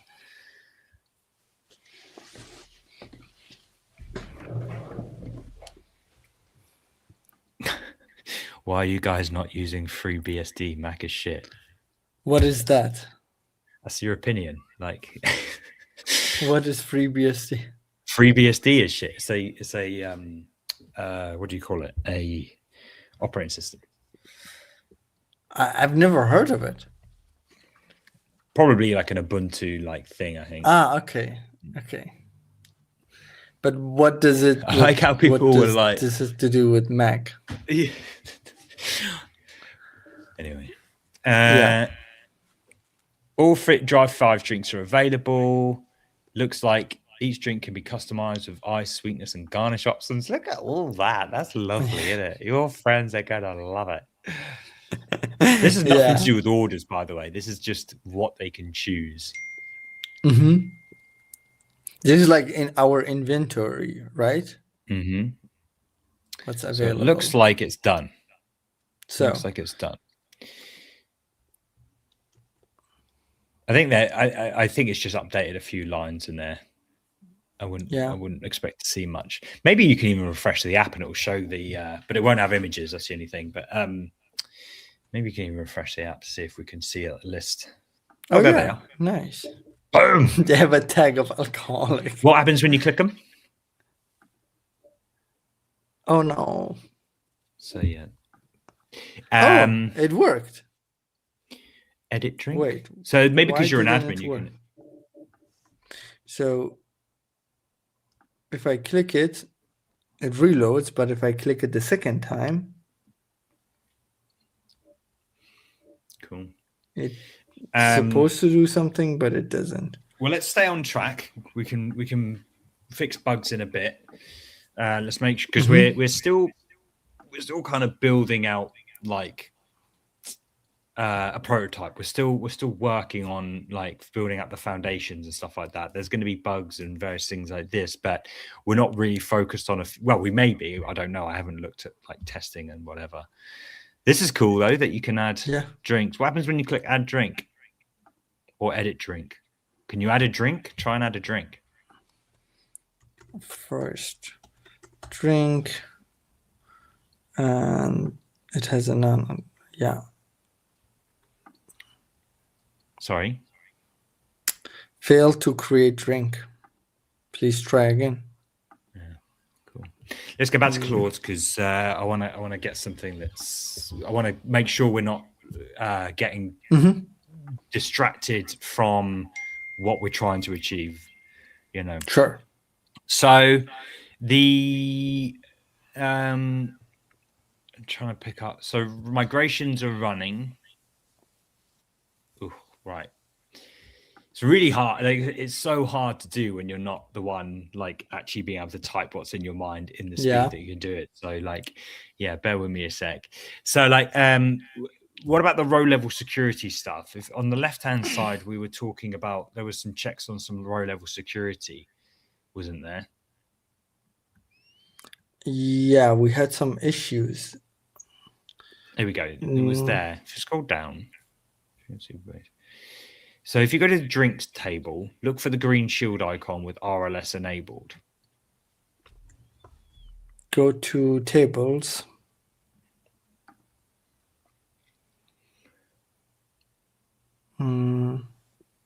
There's no green. I think you're in table editor.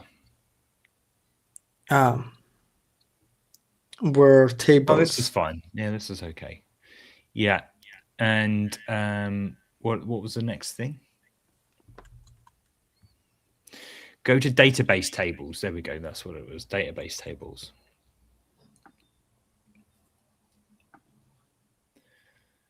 Cool. There is no green thing enabled. Does it say check for a green thing, is it? So look for green shield icon with RLS enabled. Cool. I need to make this bigger because I can barely see. Cool. Drinks. So if you go to the 3 dots next to the drinks thing, edit table. RLS is enabled, which is good. Okay. Do we have any policies? Scroll down. No policies. I want to look for policies. You can cancel that. That's fine.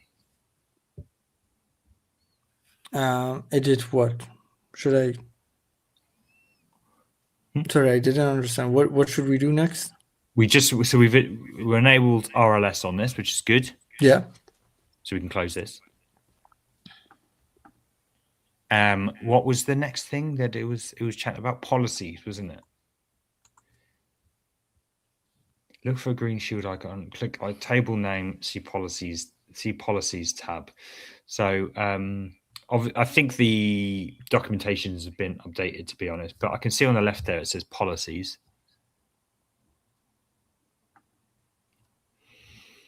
And if you go to then the drinks table, scroll down. If you go, what does it say when you say create policy? There should be 2 policies. So it's not used. It's only got select in there. So we can. I don't think we could probably ask talk to Claude about this policy business. So we need to add some policies to this stuff, which again controls who, what, where can. Okay, I see. Do on these tables. These are some templates you can add on the right hand side there. Look, probably people can read it but can't update it. That's what we want, something like that, right? I'm not sure. So people can read it but cannot delete it except for various things like that. This is what we're trying to prevent here. So that's something that's not been set up. We need to. I would ask Claude. Then we probably need to verify these RLS policies. Do you have any questions about how the RLS policies work? So we can probably say something along the lines of, we need to verify RLS policies or create RLS policies or something. Not seeing 2 policies, something along those lines, right? RLS.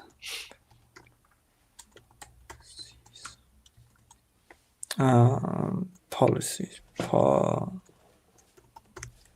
Jeez. What else? What else are we trying to do? What's some other tasks we're trying to get done? With the policies, or except that? In general, in this chat. I'm not sure actually here.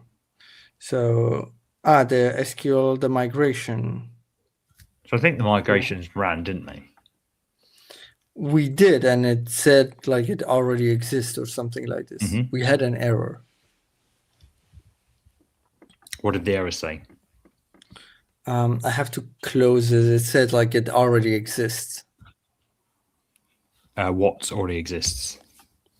So if I go to SQL editor. Oh, you're talking about those migrations. Yes, but we had Claude running on the right-hand side to fix the migration and run the migrations. Yeah. So, okay, so then we don't have any other active tasks from here, from these two chats. Cool. Let's try and get this RLS sorted then. Let's try and figure out this RLS stuff. I think the one on the right, and then I think we can look through some of the URLs that it's that it created for us and just verify those. Like the menu, the edits and stuff like that. Yeah, all of that stuff. Yeah. Because we have drinks new. Mm-hmm. What is customization? Yeah, I think you can customize, manage reusable customization options for drinks. That's interesting. Don't think we even asked for that, did we? Kind of like we said, like we want the drinks to have a. No, they were. I thought it would be as a comment, but it's kind of like. Oh, I see. I got you. Yeah. But I can add a type. I'm not sure. I'm not sure we've got things set up to like input shit into the database right now. I think only URLs have been set up for us. Mm-hmm. So should we find out what those URLs are and confirm that they're like working? Should we add a new chat and ask Claude for give us the URLs or like the list of pages? No, I think we can read them somewhere, but the one on the left has just finished. So it's another migration that we need to run. Just open RLS policies in your editor, copy all the contents, paste in Supabase. So let's see if we can just get the most up-to-date version. Is this, yeah. Is this the same? Nice. Let's give that one a whirl. So we take this, we go here, run it. Use query as destructive operations. Do you want us? Let's take a screenshot of this and give it to Claude.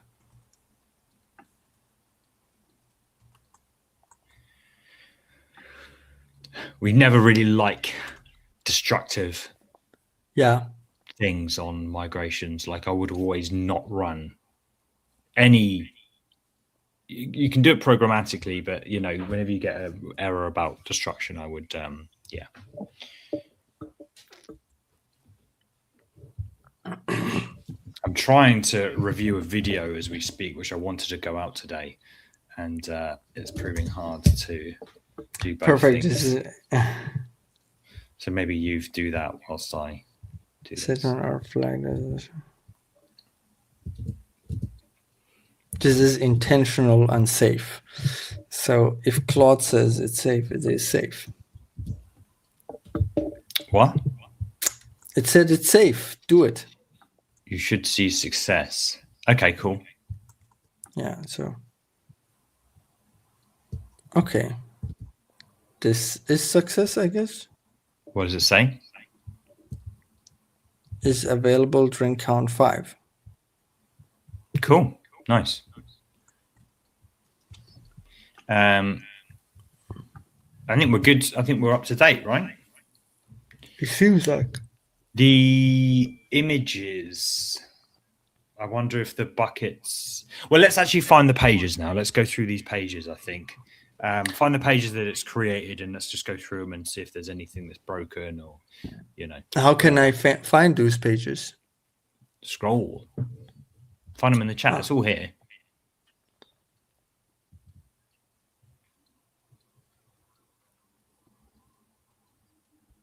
There was a place where it listed them all. It seems like I can't scroll past this. Is there? This is still creating files, so I don't think it will be above here. Because you've got to create the files and then give you a report. It was in like a report, wasn't it? These are the forms. These are the components. Mm-hmm. So these are the guest pages, right? Mm-hmm. We showed these. We checked these, right? Is this not this page? No. Keep scrolling down. These aren't pages, right? These are not? They are, but can you remember there was like a really clean list of pages that it's created? Do you remember that? Here we go. Here. Visit new to see the grid, or menu, sorry, not new. /menu to see the grid drinks. So we have this. Yeah. It's not loading though, is it? It was loading. Okay, now it is loading. Okay, cool. Yeah. Cool. And then if you go admin drinks to manage drinks, admins only, you should be able to do that. Mm-hmm. Cool. You can manage the drinks. Admin customizations, which you've kind of already done, didn't you? Yeah. So that's cool. What? It can't be that. It must have created some more things, right? Menu. Just scroll down, see what's going down. Policies. Drink card menu. Can you click through the? Can you click on a thing as it? So as an admin, when you click on a drink, does it go through to edit the drink, or do you view it? Good question. Wait. You go to dashboard, then go to. Again, we have this issue with some of them. Mm-hmm. What's the URL? Because we're looking for a. You have a look at the URL. So here it says menu, but we have a edit drink button as an admin. Because you're an admin, right? Yeah, I think so. I hope so. So you can we need to test this. What's the URL and how does that relate to Claude Code's the pages that it's created? It's the ID. It's drinks. It's the ID. No, it's menu actually ID. Menu drinks. So do you want to go to drinks? Admin drinks? Because there is a drinks page I saw on the left-hand side, right? Well, we went to that page. No. Did we? So yeah, we did go to admin drinks. This is the admin drink. Okay, cool. Yeah. So okay, that's fine. Going to go back to the Claude, and we're just checking through the pages that it's created, just to double check. Admin customizations. Okay, so these are pretty much what it's done. It's created what it said it would create, right? Yes. Cool. So what we can do, we can either fix some of these bugs that that you've noticed. I mean, there's one that's like when it clicks through, sometimes it works, sometimes it doesn't. We can look into that if you want. No, like we should probably build more, and with the bugs, I would wait explicitly say. Okay. Yeah. Okay. So we can create a new chat now and probably start to work on phase 3, or maybe you can say, because we're still in this window. Don't do anything. Because we're still in this window, it has context. So should we say at this point then update the implementation plan with what's been done? Yeah, that makes sense. And then move on to phase 3. So for anyone who's like hasn't watched the first stream we did, all of this has been driven by an implementation plan that we created right at the very beginning of the project, and we're just working through that implementation plan. We're not really fussed on like the specifics at this point. We're just making sure the app reflects the implementation plan. Yeah, hope that makes sense. And so we've got this ever-present implementation plan, which we're, as you can see there on the screen, phase 2 has been updated to complete. Phase 3 is now has been updated. Oh, phase 1 and phase 2 has been updated. We're now going to move on to phase 3. Hopefully, it will, I think, might expand on phase 3 and understand what needs to be done or what's been left out. What are your thoughts on Google anti-gravity? Hate it. Hate it. It's buggy. It was buggy when it first released, really poor release. And I don't like Google models. I know it uses other models, of course, but it's just so behind, and it needed to be released with more features, something groundbreaking, but it just didn't, did it?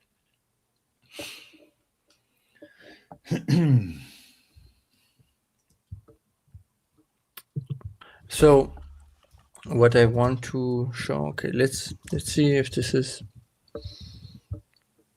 okay, still doing it. Still doing its thing.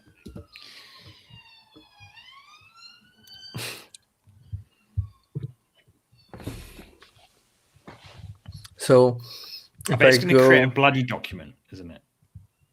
I hope that it won't, because I said I tagged it. Okay, cool. Should we start phase 2 setup? We can delete phase 2 setup, can't we? Do you want to double check phase 2 setup? Like, is there anything here that we need to do? No, we did the policies. We did the storage bucket for drinks. We did the migration. So I guess not. No. Should I delete it?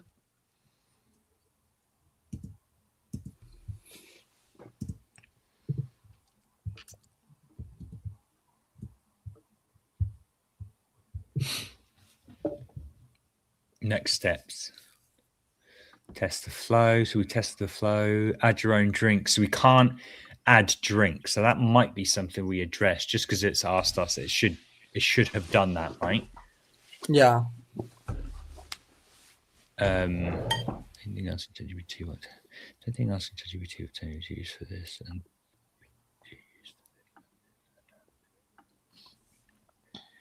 picking a program language that is proven to work. Someone's saying here, I don't think asking ChatGPT is a good idea.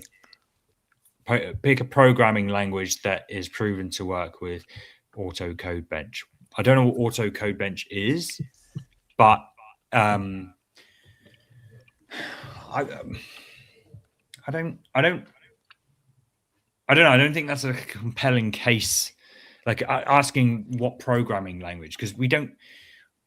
When we're dealing with AI, we're kind of not caring about the programming language. If you're working on like a massive working for a business and whatever, where it really matters what coding language needs to be used or whatever, unless you've got a real explicit use case to use a different coding language. Like, I feel like we're slowly we're getting to a point where we're worrying less about what code it's right, like the code. We're worrying less about the code. We're not obviously there just yet, but I don't know. I don't know what benefit choosing the language is over, what best suits the project. Don't know. Let me know. Right, what are you doing here? So, I'll update the implementation plan to reflect that phase 2 has been completed. So we go through these changes. It's explaining below, I believe. Summary, perfect. Now let's see let me see the summary. Implementation plan updated. So it says phase 1 foundation is still in progress, and phase 2 menu and drinks not started. It's kind of this is what changed. Now these are done, right? That's how it works. Yeah. Okay, all the files are marked with checked. All components, RLS step 3 to complete. This RLS thing's doing, it's bane of my existence. What is this? What file is this again? Phase 2 setup. Oh, this could have been done, created, sorry, right at the beginning of this task. So I'm not too fussed about that. So we've done that. New documentation created. Okay, so also created phase 2 complete compressor completion report. Cool. What's next for phase 3? Okay, so I think we can. Your next action. So your next action. Storage bucket. We've done all this. Excellent. I think we've done this. I think we can delete this file. Delete the file. Oh, sorry. I thought you were in cursor. What is this? What are we looking at here? So I told Claude to change the implementation. Okay, cool. Document. So interesting. I wanted to check whether RLS is done okay, but like, let's put a pin in that one. What's that? What's the yellow one? RLS policies and storage buckets. So we've created a storage bucket. Yeah. We want to check RLS policy. So maybe we knock that off into a separate Claude agent just to kind of, again, make sure that we can cleanly move on to phase 3. Okay. So do you want to ask it, can it check the storage bucket has been created? Can it double check that? I mean, should I ask from? I would do it in a side one. I would clear the context from the one on the right and do it here. So is it clear? Yeah, or new. Clear or new. Oh, yeah. Yeah. Yeah, tell it we set up a bucket. What is it called? Drink images or something like that. Can you and ask it to confirm that it's done what it needs to with that? Drink. What was it? Drink.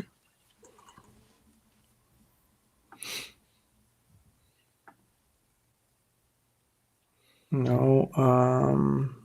It was in storage. Drink images, right?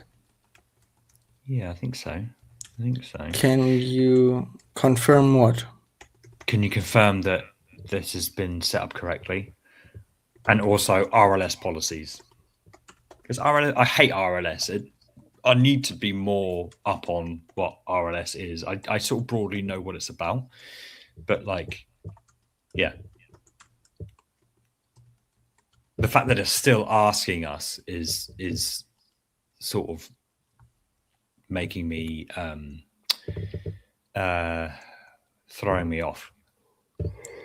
Let's see. Come out of plan mode. Make sure to come out of plan mode as well. We now set a bucket called. Should I do it with plan mode? You said. Take it out of plan mode. Okay. Use context. Accept.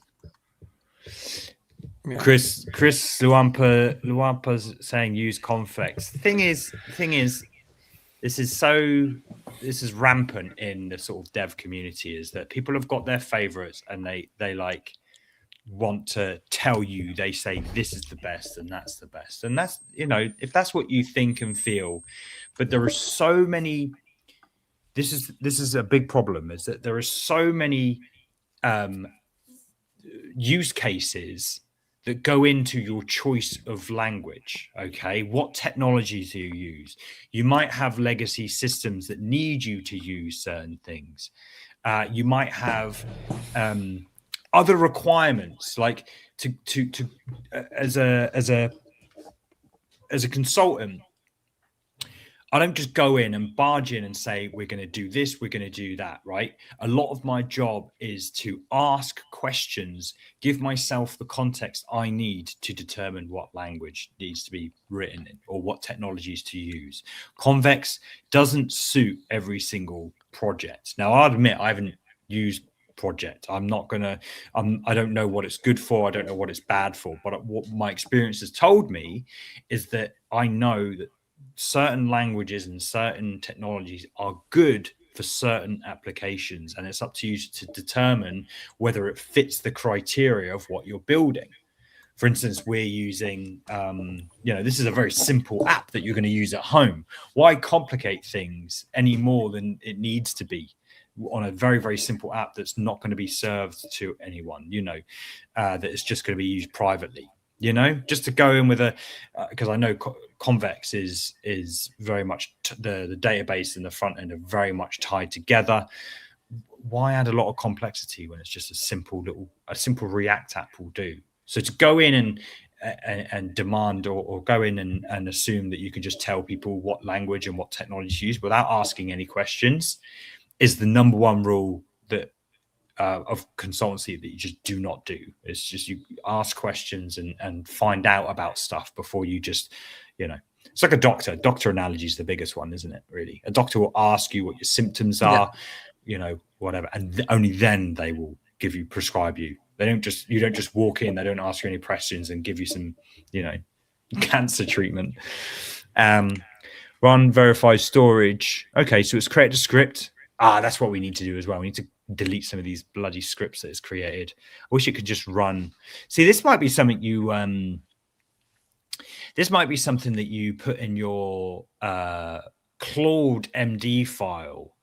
What I'm noticing is that it's creating these scripts and then it's creating an npm script in the package JSON to be able to run that script. And it doesn't need to do that. It can just run Node. Do you know what I mean? It can just run Node and just run that script and delete the file after it. So the fact that it always, we've got quite a few scripts in our package JSON at the moment, which is just, cool. It's run the script. It's creating a report, which is cool. Should we clean up some of these? Well, what? Yeah, hang on. I need to do one thing at a time. So let's see. Let's see what it comes up with here. Just because I want to again just cleanly move on to phase 3.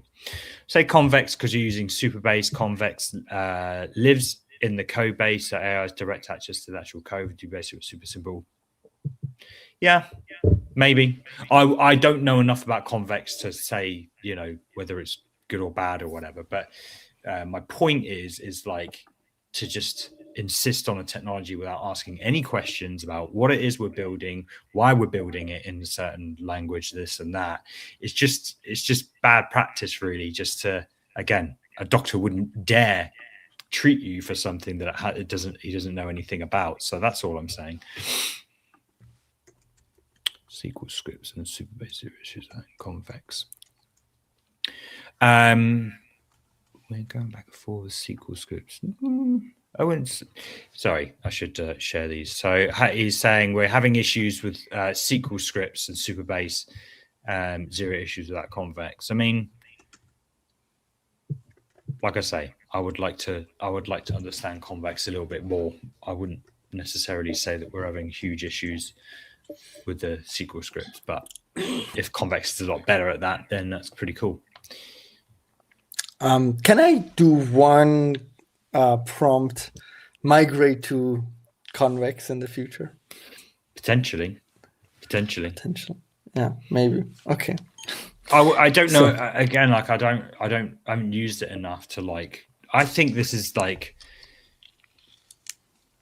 it feels like type. I suppose we don't really care so much anymore, but when TypeScript first came out, honestly, devs eye rolled at using TypeScript because it was such you had to set up so much, and it was well, if you've got a quick project, just use bloody JavaScript.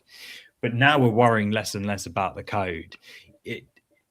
We tend to probably take on bigger projects and take on bigger tasks just because AI can sort it out for us. So, yeah, I have got it in my. Check it out. You'll see what I mean by everyone's moving to it. Well, I'd argue that a lot of people moving to TanStack start as well. So, again, just shiny objects really. But I would like to take your advice, and I would like to look into why, what it's good for and stuff. It's just a frigging time, man. Frigging time to understand. I wouldn't like to just jump into a project without having to a project like this without pissing about with it in my own time. TanStack start as a framework, not a database. Interesting. I guess that's what I understand about like TanStack being tightly bound to the database. So is it SQLite? Is the databases in files, or is it a Postgres database? Because is the database stored in files? So what's going on? What's this figured out for the RLS stuff? I don't know. Let's. I'm going to check it now. So it was doing its thing. RLS architecture.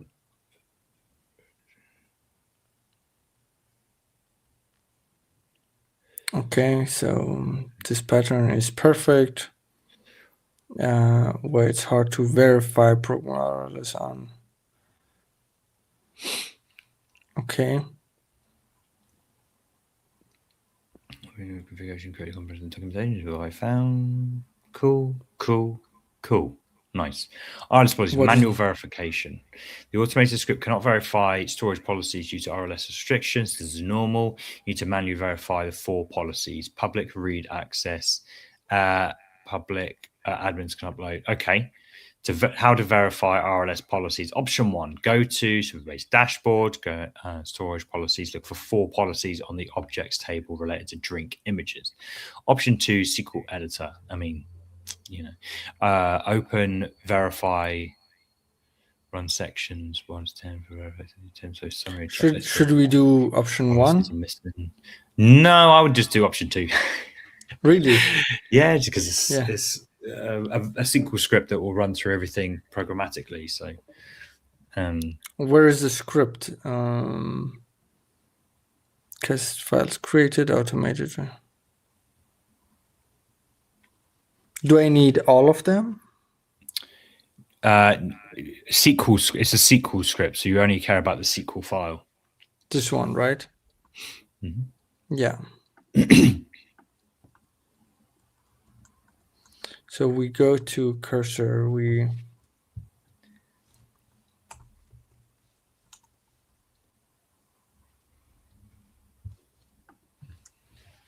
was that?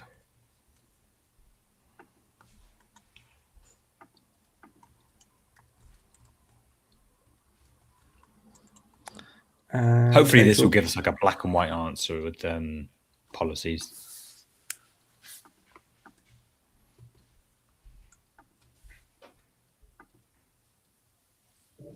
Oh. Cool. Do you want to paste that into Claude Code? Where do we want to get to today, by the way? What's your kind of satisfaction to kind of like point? Clean up, honestly. Basically, get phase 2 done, right? Yeah, and clean it up. Phases. Yeah. Now let me update the section that tries to test anonymous user and might cause issues. Yeah, so if you open up package.json while it's doing that, I want to just, let's start cleaning up some crap that's done.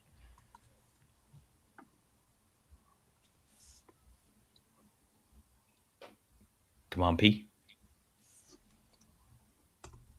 Package. There we go. See, it's done like seed, verify phase 2, all this crap. You can delete all that verify and seed stuff. This one. Yeah. Dev. The rest seem okay. API build. Yeah, I think the rest seem okay. Do we need this? Verify storage. Yeah, no, we don't need that.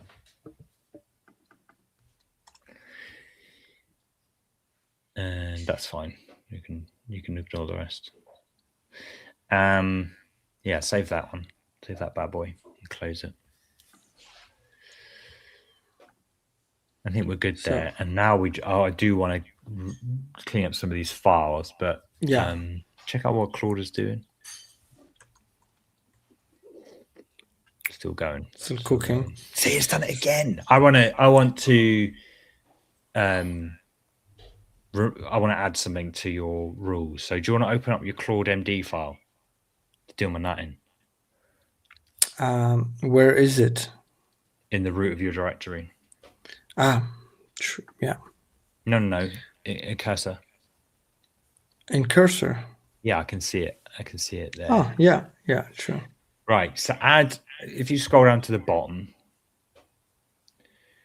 this is like something to consider if you're noticing stuff that's going wrong or it's not doing something the way you want to do it or whatever. Add a new line here to say, like, when creating scripts, something along the lines, when creating scripts, don't create. Or like make sure to remove. Yeah. Sorry.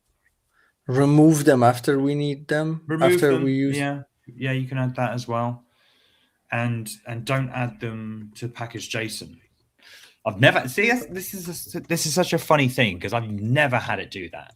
Never ever have I had it create. It just creates script files, but an update might have taken place and we don't know about it. But the point is, it's so funny how you can get different independent experiences with these AIs. Yeah. Right to the vid. Would you say your crash course is made for non-technical folks? Non-technical folks. It's really, it's a really hard question to answer because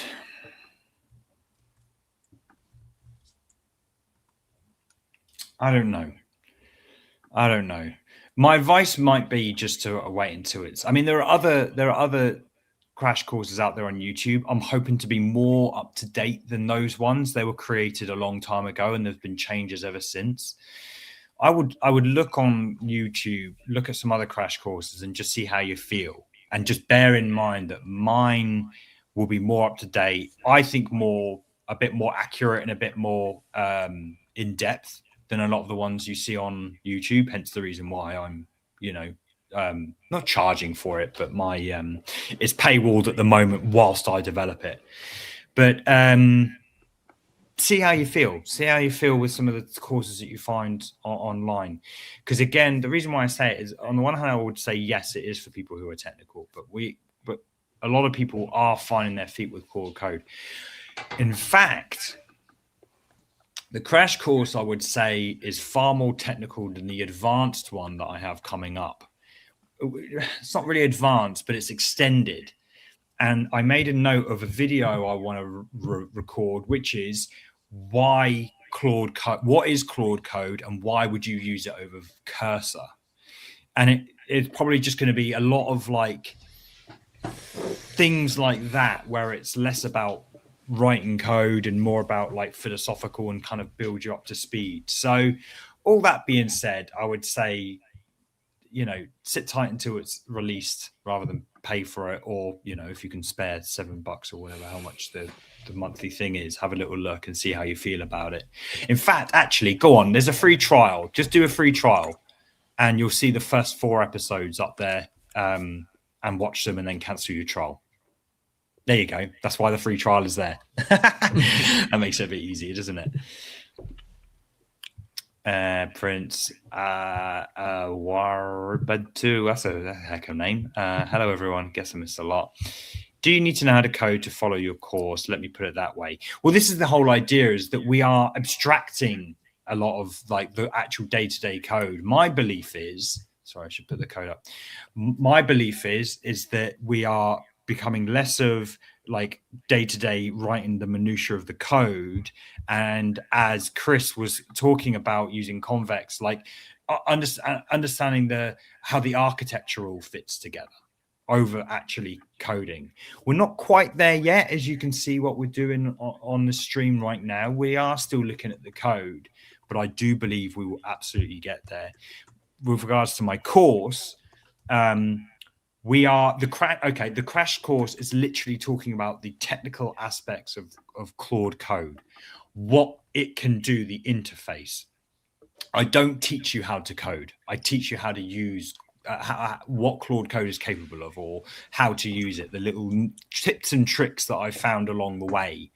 And then actually this what we're doing right now will be edited and referenced in the course to show you like usage. So I'll cut out all of this junk that we're talking about. I'll cut out a lot of the kind of reading things and whatever. Well, maybe not the reading things, but I would trim it down into what it looks like to code every day to day on it, sort of thing. So I hope that makes sense.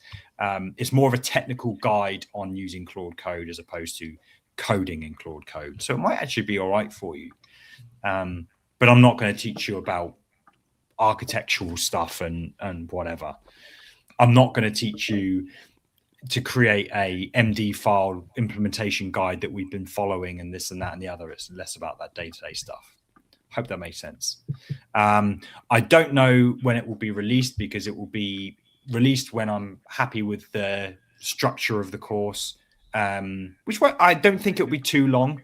I'm just going to be touching up or adding the kind of skills, agents, and hooks. I'm literally looking at my the database of what needs to be recorded and stuff, and I think it might be in a good spot to release because we cover all of the basics of setting up a good Claude Code platform.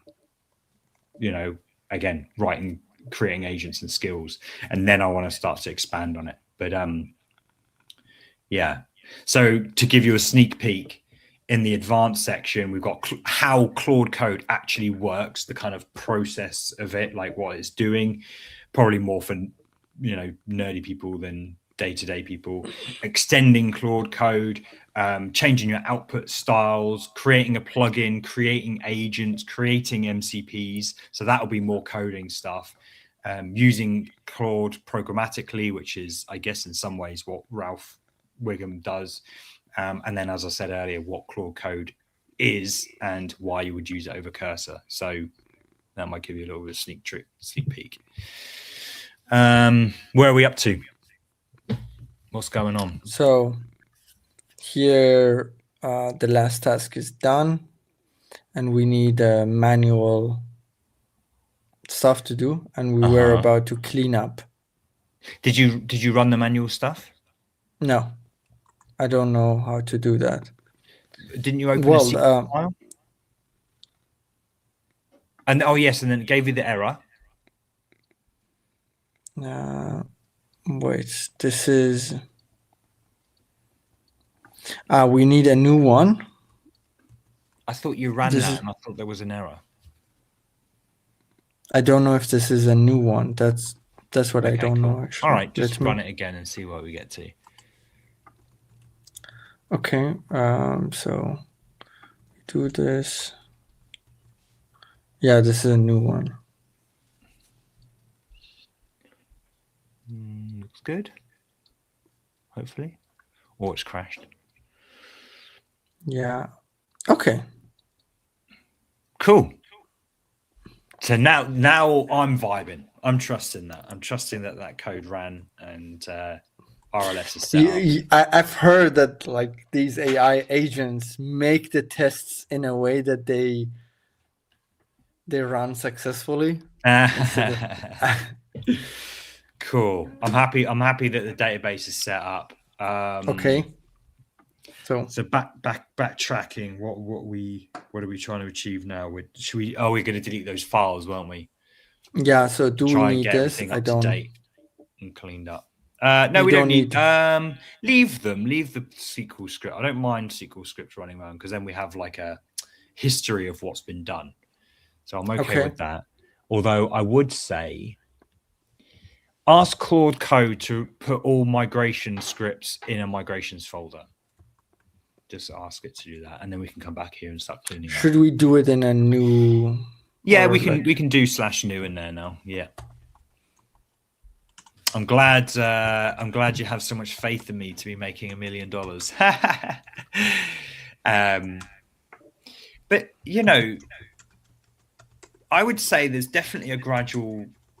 Claude Code is like, you know, expert coding. Okay, I would strongly recommend things like Replit and Lovable and Bolt as these vibe code tools that take a lot of the headache of the architecture that we talk about. Again, I wouldn't be recommending those sort of things for production apps. I mean, you can certainly start them there, but like building your own apps, I would totally, because the important thing is I want you to get excited and building things for yourself that don't need to be released in the world. They don't want to make $1 million or anything like that. They're just for you to learn yourself. Then you have things like Claude Cowork, or Claudebot in some ways. You know, these tools are sandboxed in such a way where you're able to build little micro products and applications and stuff like that. And it's really cool to be able to think in a systematic and programmatic way to get stuff done for your day to day. And then you can start to develop a bit more of an architectural coding product mindset. And then you can kind of grow and develop into Claude Code. Like Claude Code is definitely like the and this is so funny because it's AI, but the training wheels are off with Claude Code, even though AI is for sure keeping us very firmly on training wheels. Yeah. What's going on? I created a script. Stop my. Oh, we don't want it in scripts. Leave it in scripts. It's fine. We leave it in scripts. Okay. Directory only. Cool. And then saying that, yeah, let's PRD date. What this file structure is making me anxious. Yeah, this is why are these not in here? Do you want to drag database outside of production. of PRD? Yeah, PRD. Maybe we were in PRD or something like that. Oops, how can I do that? If you move it to the bottom, scroll down, yeah, to where the files are. So keep going. Oh, is this your node modules?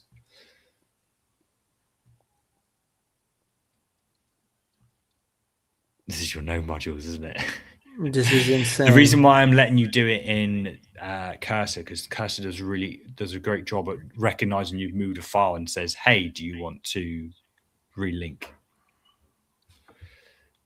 Cool. It's moved. Excellent. Okay. It shouldn't be in a PRD folder. Are we in a PRD folder or something inside of Claude Code? I don't think so. Should I, what about these? Should I put these also here? No, these are migrations. So we want to put these in migrations. This is yeah. Because this is what I asked. Yeah, so it's created. Has it created scripts inside of PRD too? This is what I asked. Is scripts inside of PRD? I think it is. Yeah. No, it's not. No, it's not. No, it's not. Move those to scripts migrations. I don't understand. Okay, here we have. Whack them all in. Okay, these are migrations. Seed phase. Jesus Christ, this is a bit of a mess. I'll be honest. Okay, so they are migration files. Yeah. No, they're verification files. They're not migration files. These are verification files. So these can go. Delete them. Yeah. All three. Yeah.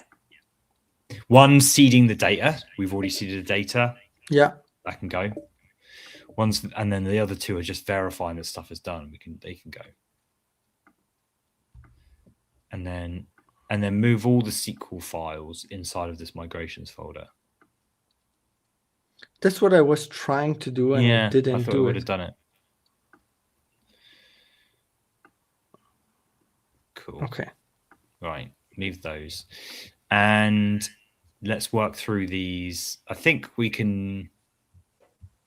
What one were we looking at? We were looking at one of these setup files, weren't we? We can delete This we one. So, by the way, to update everyone, we're mostly focused on. So, we've got cocktail ordering app, which is just the PRD, what our app should do, and all the features, all kind of mostly written in plain English that we generated with ChatGPT, just a spec of the app, non-technical. Then we have an implementation plan. So, we asked Claude to take that PRD and create a plan on how it needs to build this app. And this is how we're tracking what's been done, what we need to do. And it's working through these individual phases to get it done. This is what I found to be quite an effective way to do things. I think we're encountering a few little hiccups here or there just because, you know, I'm hoping that if you were to do this on your own, like the same thing, you might be a bit more tuned into like what's going on and be able to work through it a little bit quicker. And similarly to me, so we're trying to do this remotely, which is pretty difficult. But anyway, and then all the rest, I think we've done setup guide. We can remove setup guide, right? Storage, we did storage. RLS, we did RLS. We worked through most of this in last week's session. Yeah. So I think we can remove this. We've done the API keys. Let's get rid of that bad boy. Set up RL. Oh, go on. Whatever one you want to look at. This one, to test RLS. So we've confirmed RLS is running, right? Yeah. So we can delete this. And we've set up RLS, so we can delete that one too, right? Yeah. And now it's a case of just these phase 2. What's left from phase 2 that we need to maybe either finish or transfer into phase 3? Maybe have a little look at this. I'm going to make you...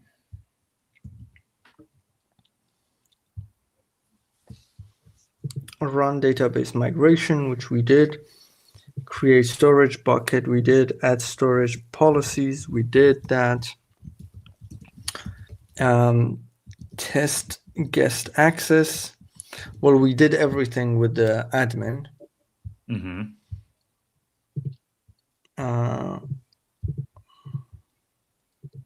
Should I do this without logging in?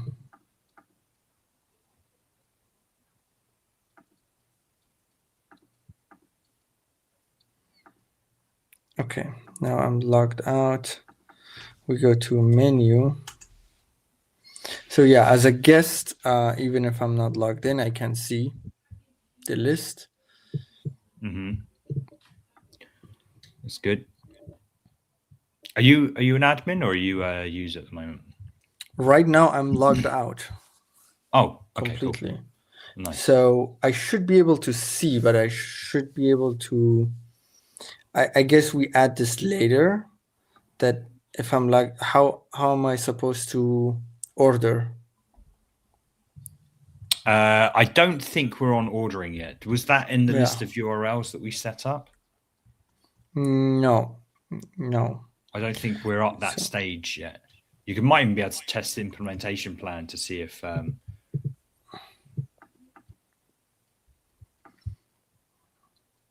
So let me log in.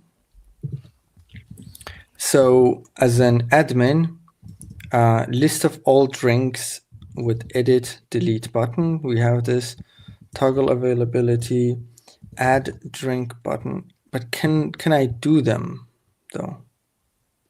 What do you mean? Can you do them? Can I add? So for that, I would have to go to admin drinks. Add a new drink. What I'm confused about is like on what we did raise this last time. On some pages we've got this left-hand menu. On other pages we've got the what bottom. You know, I assume this was the admin view that you can view on desktop. It is correct. It's kind of a bit all over the place, isn't it? No, it is quite consistent. As an admin, I can it's how would you per get page? How would you? Oh, okay. Yeah, so right now there is no navigation, so that's correct. I would add some navigation here Okay. to go to admin, drinks. So it says also admin panel, which if I click it goes back. So there are like these issues, but there is this bigger issue that I can't add anything.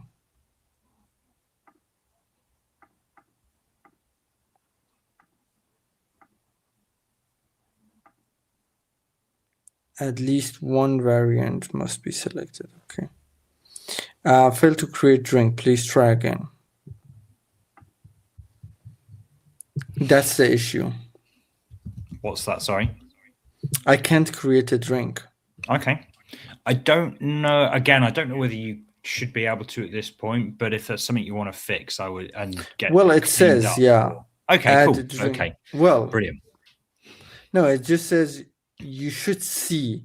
Click add drink and test. Create new drink. Upload Cool. image. Yeah. So it doesn't Yeah, work. nice. So do you, okay, correct, brilliant. So should we fix that? Yeah. Nice. So I'd create a new session in Claude Code, and tell it we currently can't.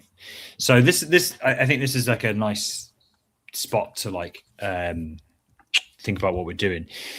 Yeah, so I'd create a new context here. I would also in cursor just find the form or file that's related to like creating a drink. So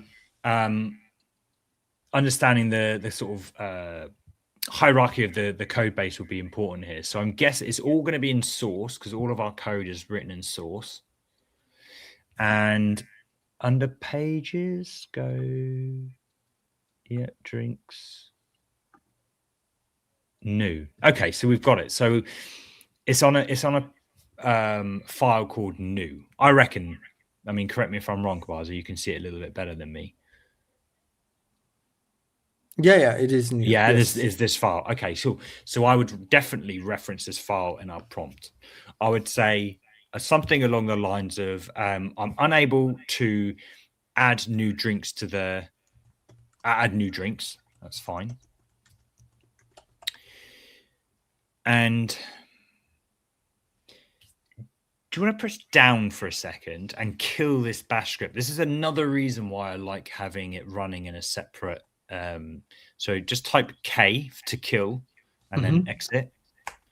And then run npm dev inside of the one below. But I think you need to cd into the folder. I think so.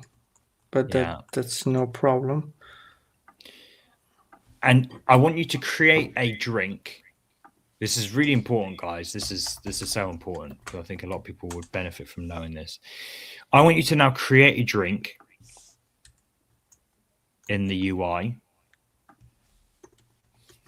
And then we're going to actually have the console open. So press F12 or right inspect. Yeah. And I have console. Oh, you have it on the left-hand side, you absolute devil. Yeah. And clear the console. So on the top left, underneath where it says console. Yeah. Yeah, there we go. Now create a drink. And we're going to review if there are any bugs or errors in the console. It's going to work now, isn't it? Is this what it did last time? No, last time it showed an error immediately. Oh, I think I have to reload because we killed is it on a new port or anything? I don't think so. Okay, so we'll load I don't think so. Yeah. Okay. What does that say? It says bad request. Okay, cool. So we can copy that. Copy console. Yeah, copy console is good.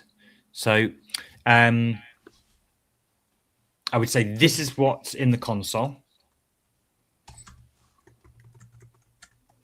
And what I like to do, this is personal preference, guys, as well. How do we enter new lines? Was it option or control enter or something? I think control enter. I'm not sure. I could do it and then it would send it. Yeah, exactly. Okay, cool. Let's add new. No? Yeah. Yeah, try that. Oh, did you press enter? No. Okay, cool. And I'm just looking at the logs behind you in the terminal. There are no back-end logs or anything like that. But if there were, I would in fact, actually go onto the right-hand side here. I want to show this. Go onto and clear that. This is all good. Scripts. Oh, it contains it. And try and create new lines. New lines. Option. Yeah, it's option. It's option. Okay, so let's clean up this so I can show you how I like to do it. So if you here. Yeah, I think you can press up, but there we go. So go just before the @ Yeah. And now press whatever it is to add new line. Again. And then go one line above it and add 3 ticks. Yeah. What this does, this is markdown. This is just a way of saying that this is code. I don't know why I do this, guys. This is not like some secret trick or anything like that. I just feel like it separates it out. And in the same way, you want to put it after row 309, where your mouse just was. So you want to go to the beginning of that source. My cursor is gone. I can't click anywhere. You can't. That's not how terminal works. You don't use a mouse. Yeah, but like my cursor is my indicator. Oh. How weird. Type a letter. Okay. Oh, there you go. Now we are. Yeah. There we go. Add a new line here. So which tick do I use? The one with shift or without? Add a new line. Yeah, add a new line here. There we go. What do you mean, which tick do you use? There's only one tick. No. There's the back tick and yeah, it's all back ticks. They're all back ticks. What's the other tick? How did you get the other ticks? With shift. Oh, okay, don't touch shift. Don't touch shift. No shift. Well, it's German keyboard. Yeah. So all back ticks. Everything's all back ticks. Okay. So now. And then that and the new line. So this, to me, this is just how I format my prompt and showing errors and things like that. Separate it out with backticks, referencing the file that I know it's sort of handling in. It will still look across the code base, but you're just giving it additional context to help it along. So yeah, do you want to go into plan mode as well? With shift tab, isn't it? Yes. Yeah. Just do that. Let us know if that makes sense. Yeah, go for it. So now it's going to look at them, and it's not going to make any code changes. It's going to tell you what it's found and, find the issue. You could probably just turn thinking on and have it do that. You could probably just do it in one shot.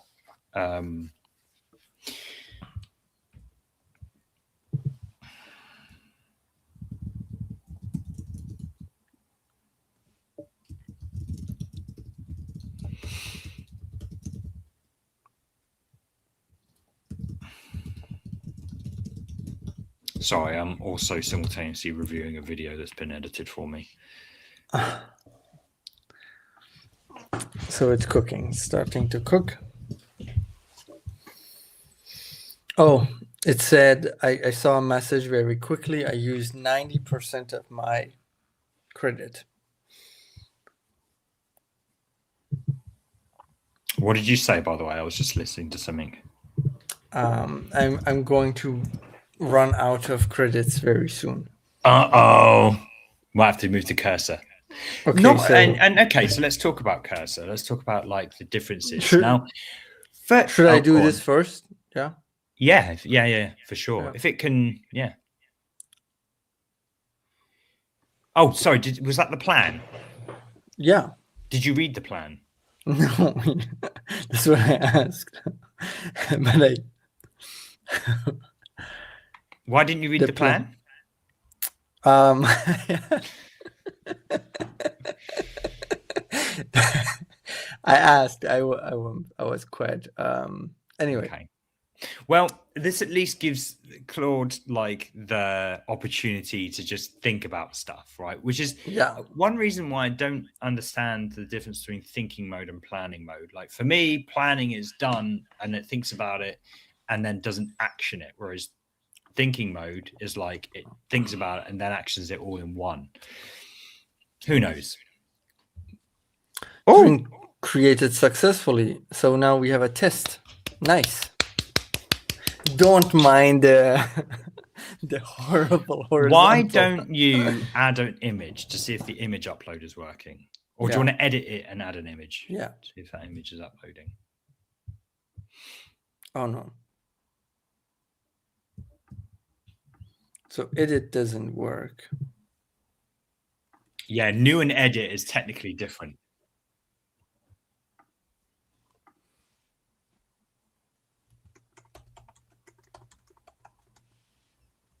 Very original.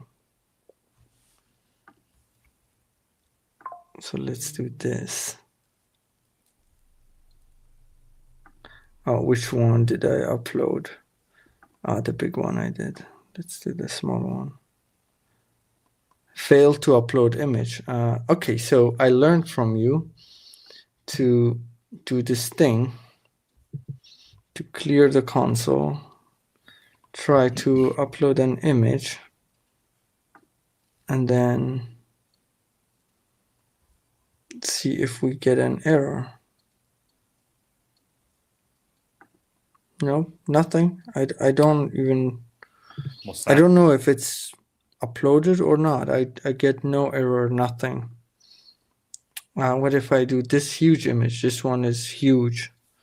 So this one says uploading. Mm-hmm. Did it not say uploading before? It said failed. Cool. With no do you want to check the back error. end? Do you want to check the back end script to see if any failures happened there? Where do I check this? In terminal. So Here, you mean? Run. Yeah. So there's no errors there. Let me test here again. So go for it. I'm gonna show image. This failed to upload image. I guess storage API error. Oh, row level security policy. God damn it. Do you want to just copy that in? Yeah. And do it in the format that I mentioned. Should I clear? Would you clear it? Or let it have the same context? Keep it the same context. Yeah.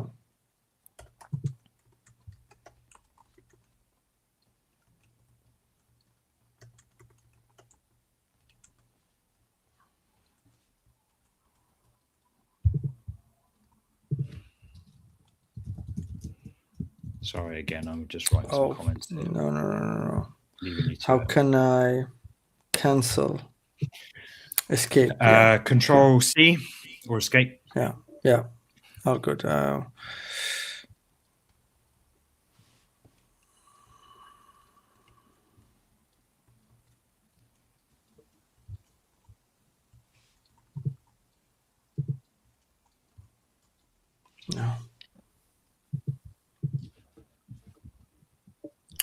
But I guess soon we'll be out of credit, and I would also have to slowly go. So it would be nice if we could get this working. Because if we go to phase 2,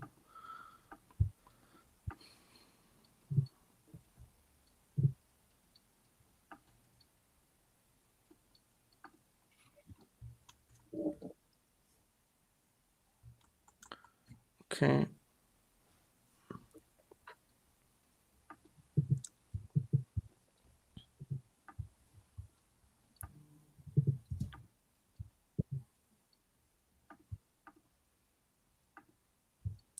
As this is working, I got my other app running again, the one that I was working on. which I can show after this, like before we end stuff, just quickly. What's that? Sorry. Just a different app that I was building in another session in Cursor. Okay, cool. Yeah. But let's see. So I don't do multiple agents, I do multiple apps. Okay. Image. Did this do something with regards to the failed to upload image, upload script, upload error? Okay, so I'll do it again with another image. Let's say this PNG. Yeah. Okay. Upload error. It's the same Storage thing. violates row level security policy. What did it do? Did it just add logging and that's it? No, I had this before as well. What do you mean? This issue existed before as well. It's the same. Okay. If you want to allow all authenticated users to upload images, opens. But did you run this? Did you run these? Wait, yeah, I am authenticated. Wait, did I run what? So what does this say? What does this output currently say? Oh, it is giving me options, quick fix options. Option 1, make yourself admin in Supabase. I am admin. Yeah. Run this SQL. Yeah. So it looks like this admin flag is not working, right? Yeah. So this is the issue. The other suggestions are saying, should we allow everyone to upload images? We don't really want that. We still only want admins to upload it. So I would say that I'm already an admin and it's not letting me upload the image.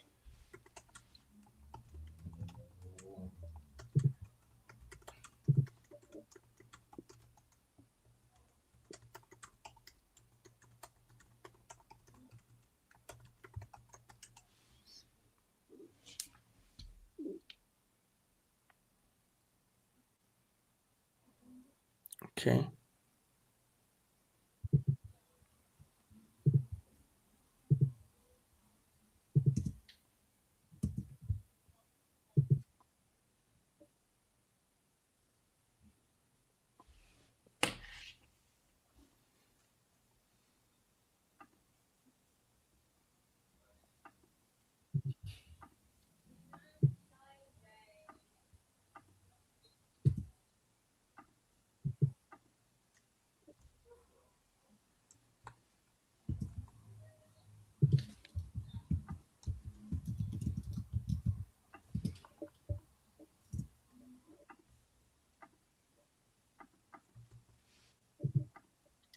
And so please let me test if the issue might be with the session's been handled.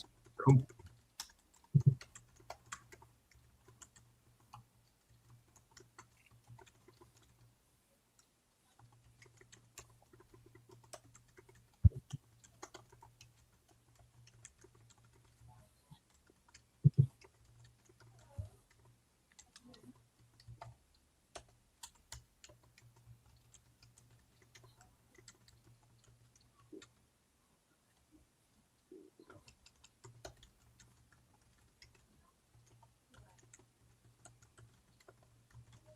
So you should be able to go to admin debug. Okay, so next steps, navigate to admin debug.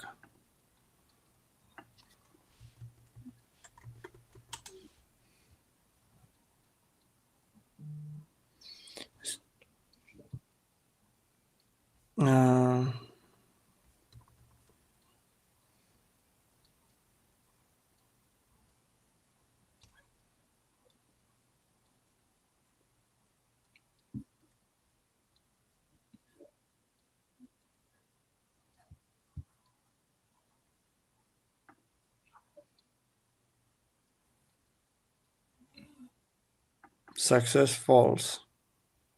Mm-hmm. Do you want to verify that? Just, I mean, you're seeing the admin flag, but did you just want to make sure you are? That's a good point. So we go to table editor. We go to profiles, right?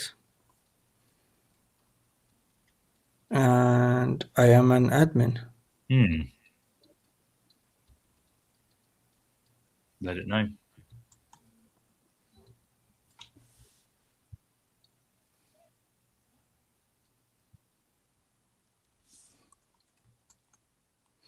I would add what it outputs. I'll put it here. I'm not sure.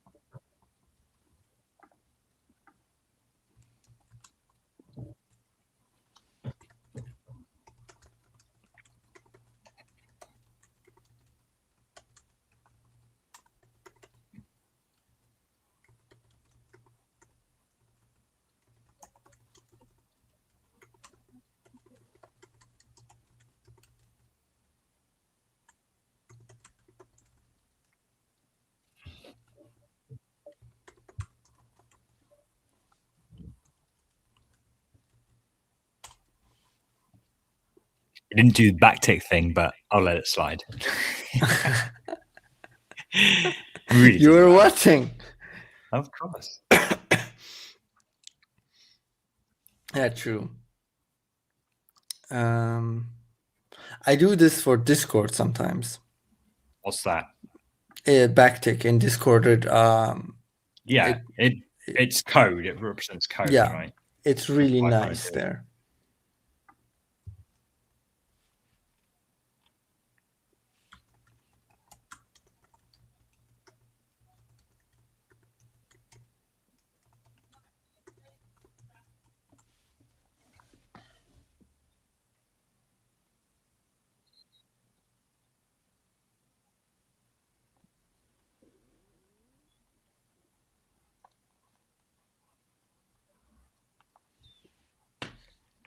Okay, so it's like I'm going to run out of tokens anytime. Oh yeah. See, well, it normally tries to finish what it's doing. Yeah, well, we are on the 3-hour mark.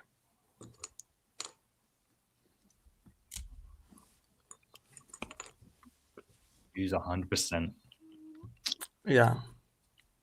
Let's it did finish that file though, so let's have a little look, see what it says. You can just read it in the terminal. Is admin is true. Yeah. No, but it's not. It didn't. It wasn't fixing anything. It was creating a file that would run you through what's going on and what you need to do to fix it. Okay. The problem. You're an admin, but the storage policies don't exist yet. Okay, the solution. Jesus. See, this is what I don't understand. This is what I need to scrub up on with our LS policies, because we've done this, right? So yeah, go into scripts, get this bloody migration script, and let's see if we can get this image upload done. So we go find this, right? Why is it adding it's this weird, thing? isn't it? I don't know what that is. Maybe it's the shift. Maybe it's something to do with the shift that you're Yeah. pressing. Maybe it's just Command P. So, in a way, this makes me dislike Superbase, but because I don't know how bad other and for people watching as well, like, you know, we're choosing by using Claude Code and Cursor, like we're choosing to have these. What does it say? Fail to run Super Query must be owner of table objects. Well, we can't even ask. I mean, maybe I have to ask Cursor, but like again, this is expert mode. Training wheels are off. Like we're choosing all the different systems. If this does give you a headache, like again, Lovable, Replit, all of these tools, they will have things in place where it will just set all this up for you.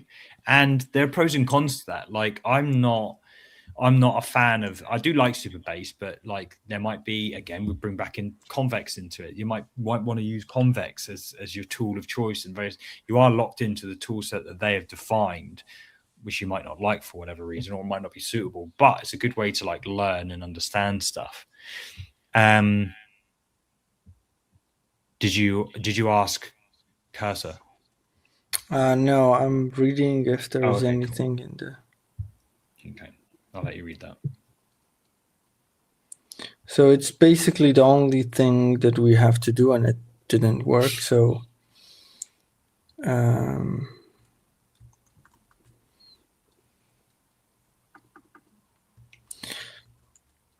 so the way I need to do it, I'm going to, because I need to give Cursor the context, right? I run the. Is it not the first one? Yeah.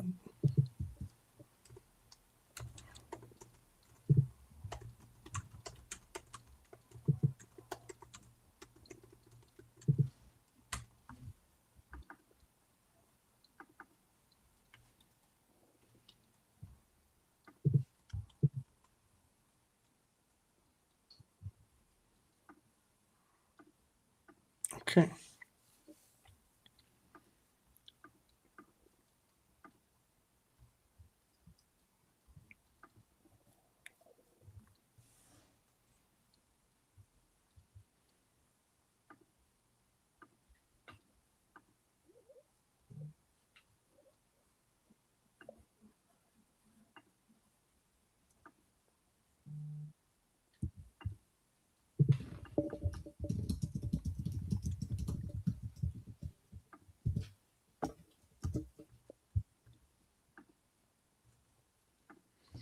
Okay, this is running.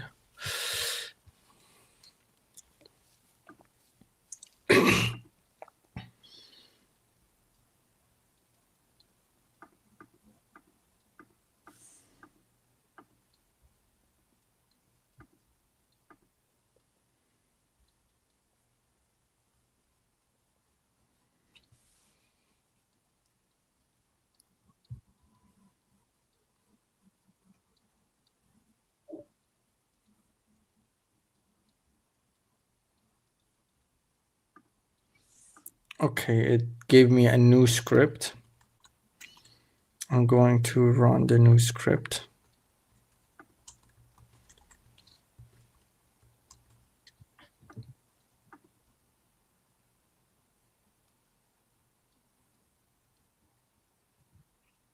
Hey, what does it say? Fail. This is the same thing, though, isn't it? Wasn't this? It is essentially the same. You update profiles, set admin where. So this is. It's trying to set you up as an admin here. So yeah. I don't think we need this to run. So actually, this might be okay. The reason why it doesn't run because both of you are set as true. If you were to set that as false and then rerun it, will then that succeed?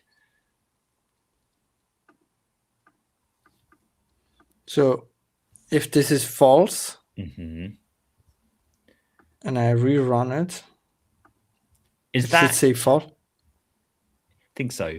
But is this the same email? The email that you're using for Superbase, is that the same email that you've got set up in your users? Okay, so I'm assuming that will work because it says user ID, but I just don't know. Okay, because it's saying set true where the email equals auth dot. What does it say? Email or whatever. Yeah, UID, author UID. So try and upload an image now. See what happens. Well, I've gotta make myself an admin. Oh yeah. That old nutshell. Okay.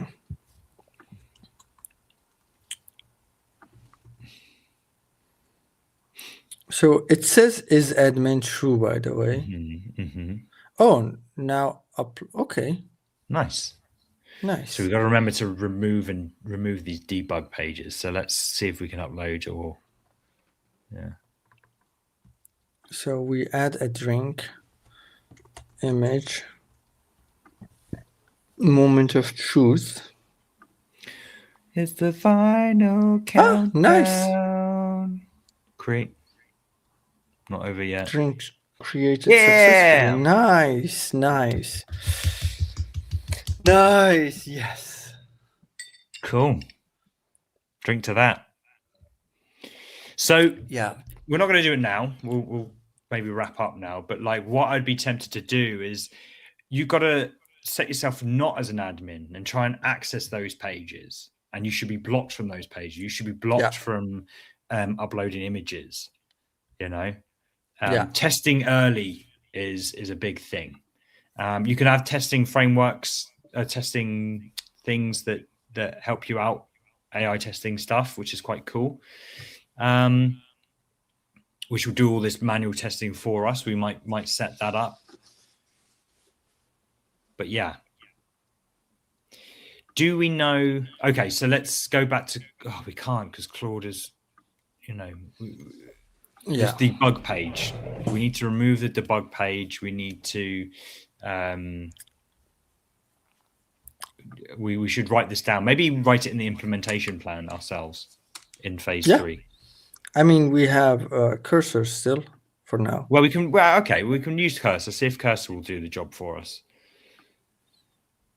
So it did Where is that debug screen? Where was that created? Oh, I can see it in the on the left-hand side there under admin debug. You just delete it. Yeah.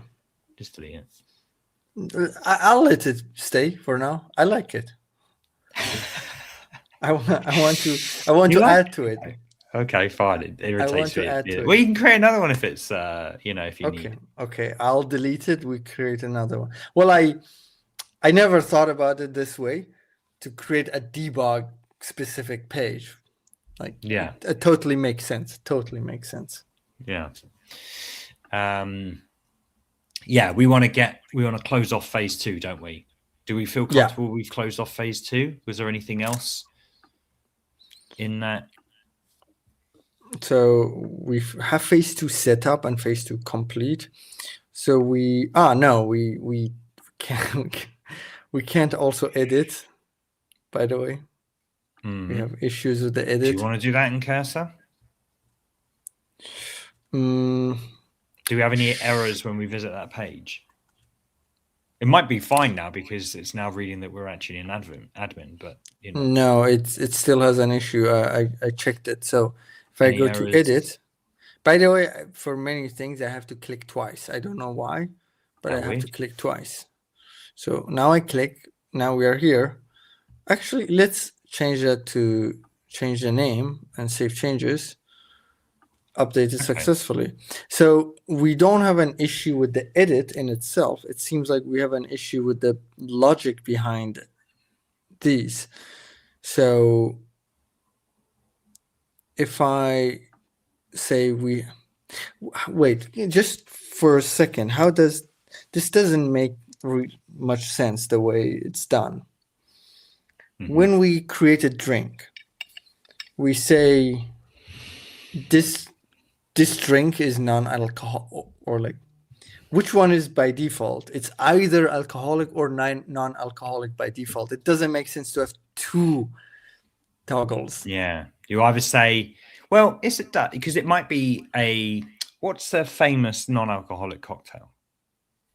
It might be that it's a non-alcoholic cocktail, but it has an alcoholic variant if you want. Do you know what I mean? Yeah. I mean, you could probably simplify the UX a little bit, or just assume that all cocktails are alcoholic and then it has a non-alcoholic variant. But I sort of do see a place. That's what I mean. Like we can have all of them as non-alcoholic with like the option of with alcohol added, but actually what I needed, I don't like this was in the markdown, but Claude didn't understand it properly, or we didn't communicate it properly, is to have like, so the drink is with alcohol by default, let's say. We can add an option for people to order the drink without alcohol as well, so they can see they have both options.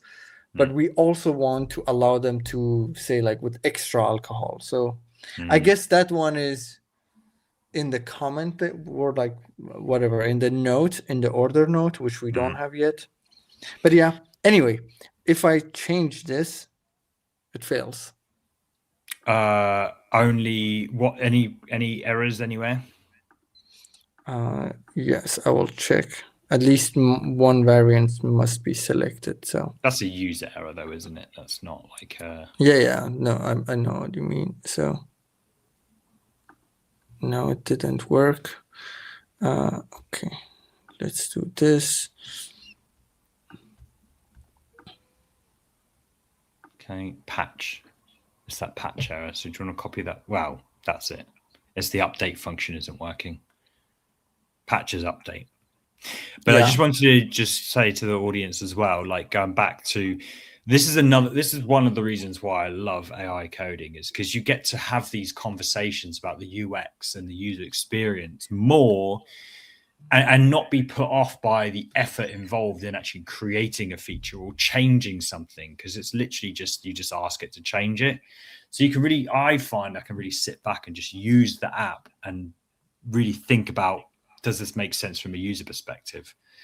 So it's pretty cool. Yeah, did you want to fix that? Yeah, so the edit page is working, which wasn't in the past, right? So now it's just the edit functionality isn't working. And maybe you want to reference the new page because it is that, or edit page, whatever page it's at.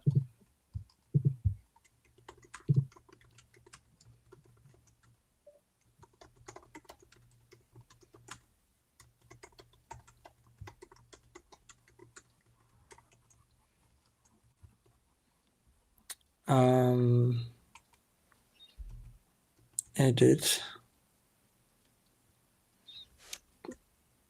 I don't know if it's edit. Is it edit page? Not be new. We'll look at the URL. It's drinks ID. Cool.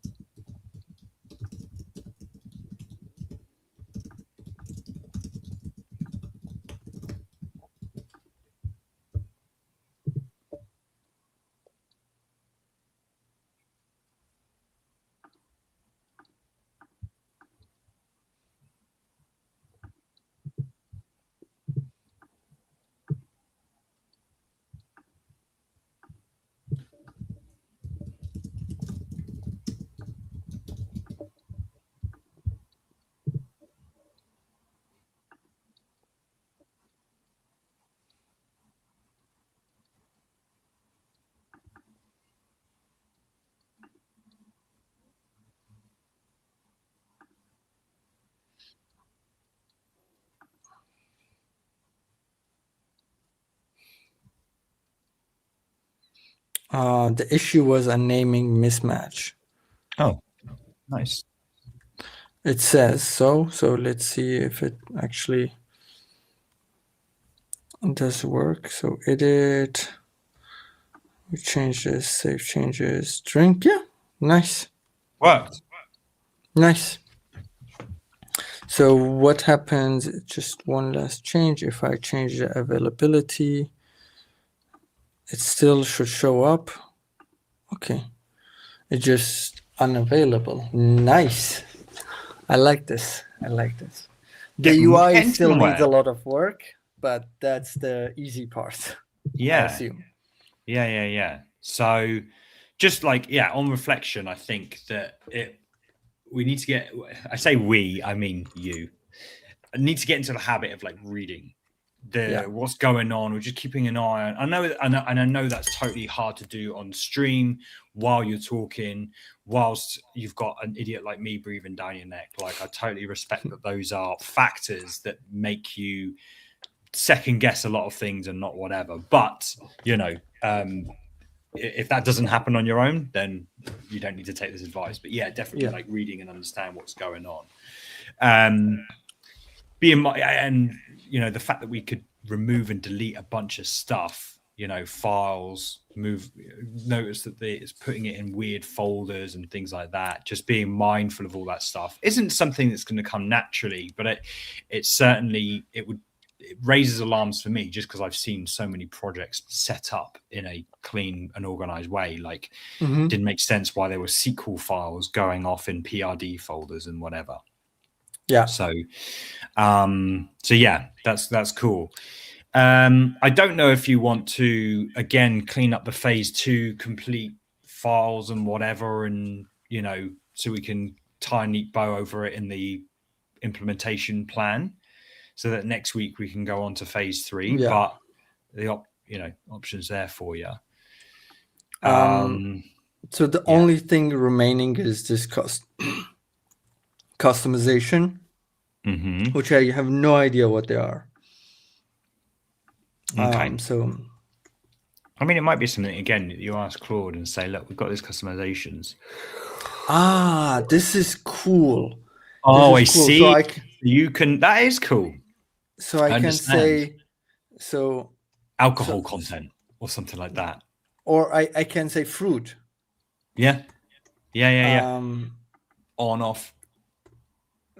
Fruits, and they can be toggle and default value. Oh my God, this is complex, isn't it? Because I can't. Hi. Why can't I? Oh, this is so cool, but oh damn, why can't I? Range. Why doesn't this not work? Hover over the well, you could look in the file and see if there's any if statements on the create button. Failed to fetch customization types. So it's not loading at all. But this is cool. It's fine now. The create button's fine there now. Oh, it creates. Failed to, yeah. Okay, cool. Yeah, well, so let's audience, move I'm assuming that this is able to manually create customizations. It would be nice if you could do it per drink, because some drinks you might want to not put fruits in it. I think, yeah, I think it would be, what I want to do is to be able to reference to. So kind of like a different CMS, like customizations. And then in the drink CMS, I want to have a way to select from those. Like a multi-reference. Does that make sense? Yeah. Well, I mean, maybe you can add that to the tasks, or refine the task a little bit. Maybe this is something we can dig into next week and have fun with it. I will do that. So I would say update the implementation.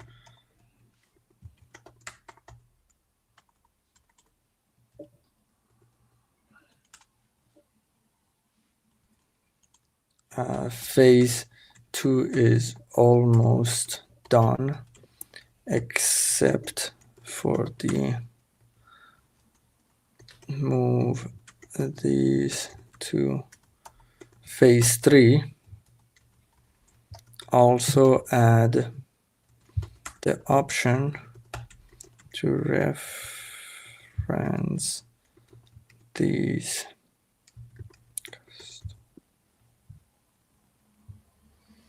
customization types.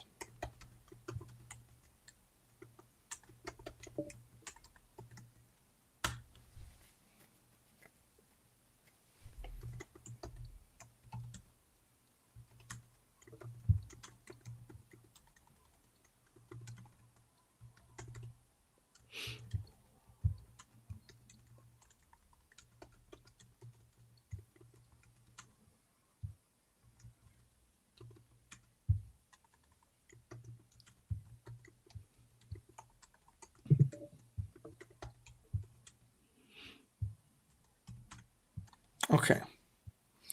I'm gonna do this. It's going to update the MD file, and I'm going to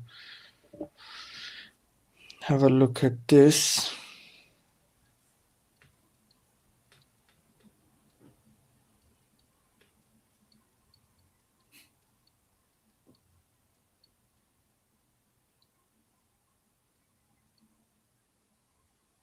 This is phase 2, isn't it?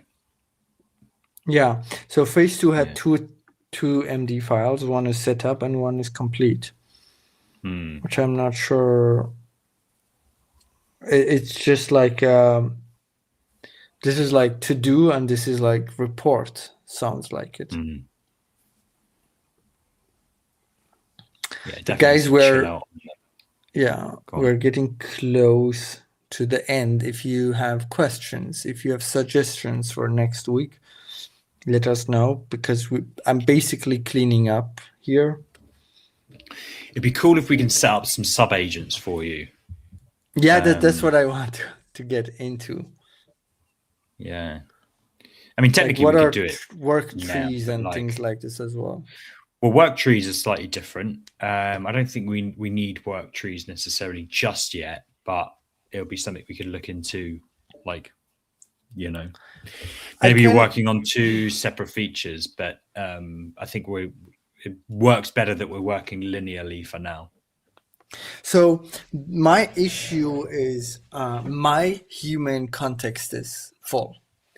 So I can explain right now, because I'm trying to not do things my way. I'm trying to be open and see how you would do it, and I see that this way I'm learning the most, right? And it's kind of like filling up my context very fast, and it makes it difficult for me to see the multiple points, because I'm trying to understand, okay, what the hell is happening right now, right? But when I'm completely vibing and not looking at the code at all, what I can do is like, oh, I see this part of the UI is broken, but also I need this functionality. So I in my head, they are separate things. So I could imagine like having 2 different agents, or like 3, 5, whatever, to do those things separately. But here it is just a bit more difficult, but I want to get there. It just... Yeah. Well, again, it's like you're under different circumstances, and like you are leaning on me as a bit of a crutch to not have to, you're not forced to understand and take things in the same sort of way. So maybe we can address that by, like, I don't know, I'm trying to back myself out of being, such a driver in all this.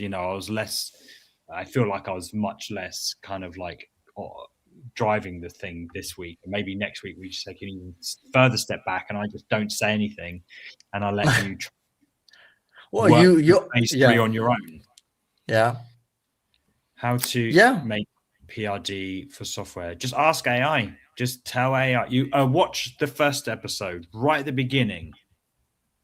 We create a PRD using a conversation that Kabaza had with ChatGPT, and it said, based on all this conversation, create a PRD. What I tend to do if I'm working with clients is I'll interview them, but record the transcript, and then take the transcript and say, make a PRD from this transcript, and it will do it. So, no need to have any software. There's no tricks. It's all just a prompt. It's all just everything is a prompt. That's my like slogan. Everything is a prompt. I'm isolating between this 2 ideas. We had this also in a chat. Like, any course that I think of today is essentially, you could boil it down to ask AI, right? But I guess in a way, in the past, you could say just Google it, but that was different, because the information was scattered. Now it's all in one place, and it's much more handy. But the issue I see is it's still overwhelming. Like when you tell ChatGPT to tell you something, they just tell you so much. It's overwhelming. Maybe that's where the value is. When people ask questions like this, they could ask AI, but the answer is overwhelming. So maybe what they are asking for is, in our experience, how we do it, and maybe then they can obviously ask Well, AI as well. maybe it's my just understanding of the question more so than anything. I'm not saying I'm not refusing to answer the question. I'm saying No, I know, you can yeah, create a PRD using AI.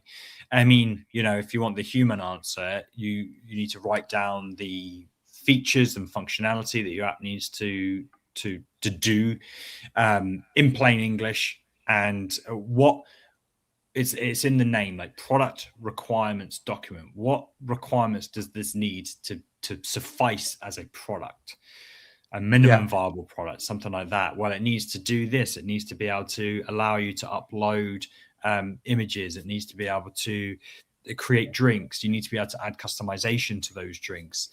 This sort of stuff in plain English inside of a document. That's how you can do that. And I think you're asking how you can potentially make software for it.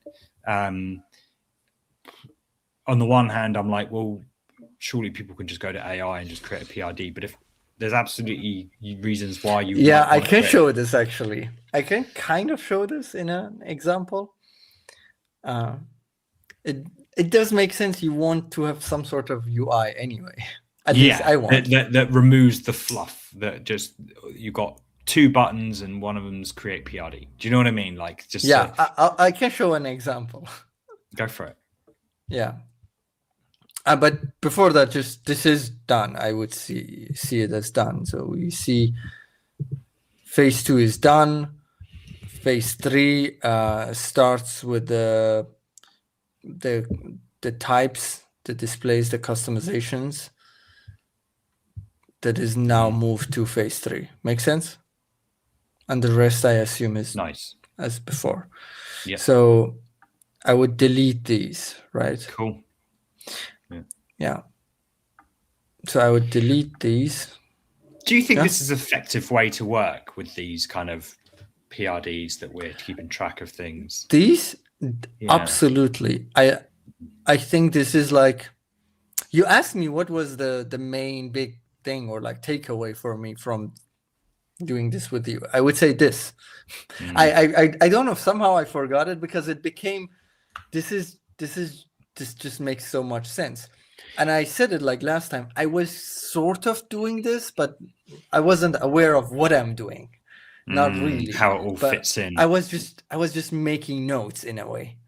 But now it makes sense. This is a note for me, for AI, for us to, it could be two types of notes. One is like, let's say, more detailed for AI with technical stuff, and one is more visual for me. It'll be interesting to see now with this tasks update how this might have changed. When we asked, Claude to make a plan based on the PRD, would it have used tasks? Would it have created tasks, JSON files? It's literally JSON files, that represent all the different tasks, just like Taskmaster does. So, we might already be outdated with this method. That's also another issue with teaching AI. But I think there are opportunities for Claude to use its new task format with us, with what we're doing right now. But we've kind of already taken the wind from its sails almost and created our own task list or task format. So the way I see this, like fundamentally, anything that becomes like a way of doing something with AI, if it's good, it will be a part of the AI automatically in the next few months. So anything that people come up with and they're like, okay, this is a genius workflow. If I do this like this, it has like much better output. Like AI just learns it and internalize it, and it's just not a thing anymore in 6 months. So I guess this is what we are working with. So I want to show a tool that I'm working on, which is like, it's crazy how far you can get. Okay, this is so specific, and I want to show this on Friday potentially as well.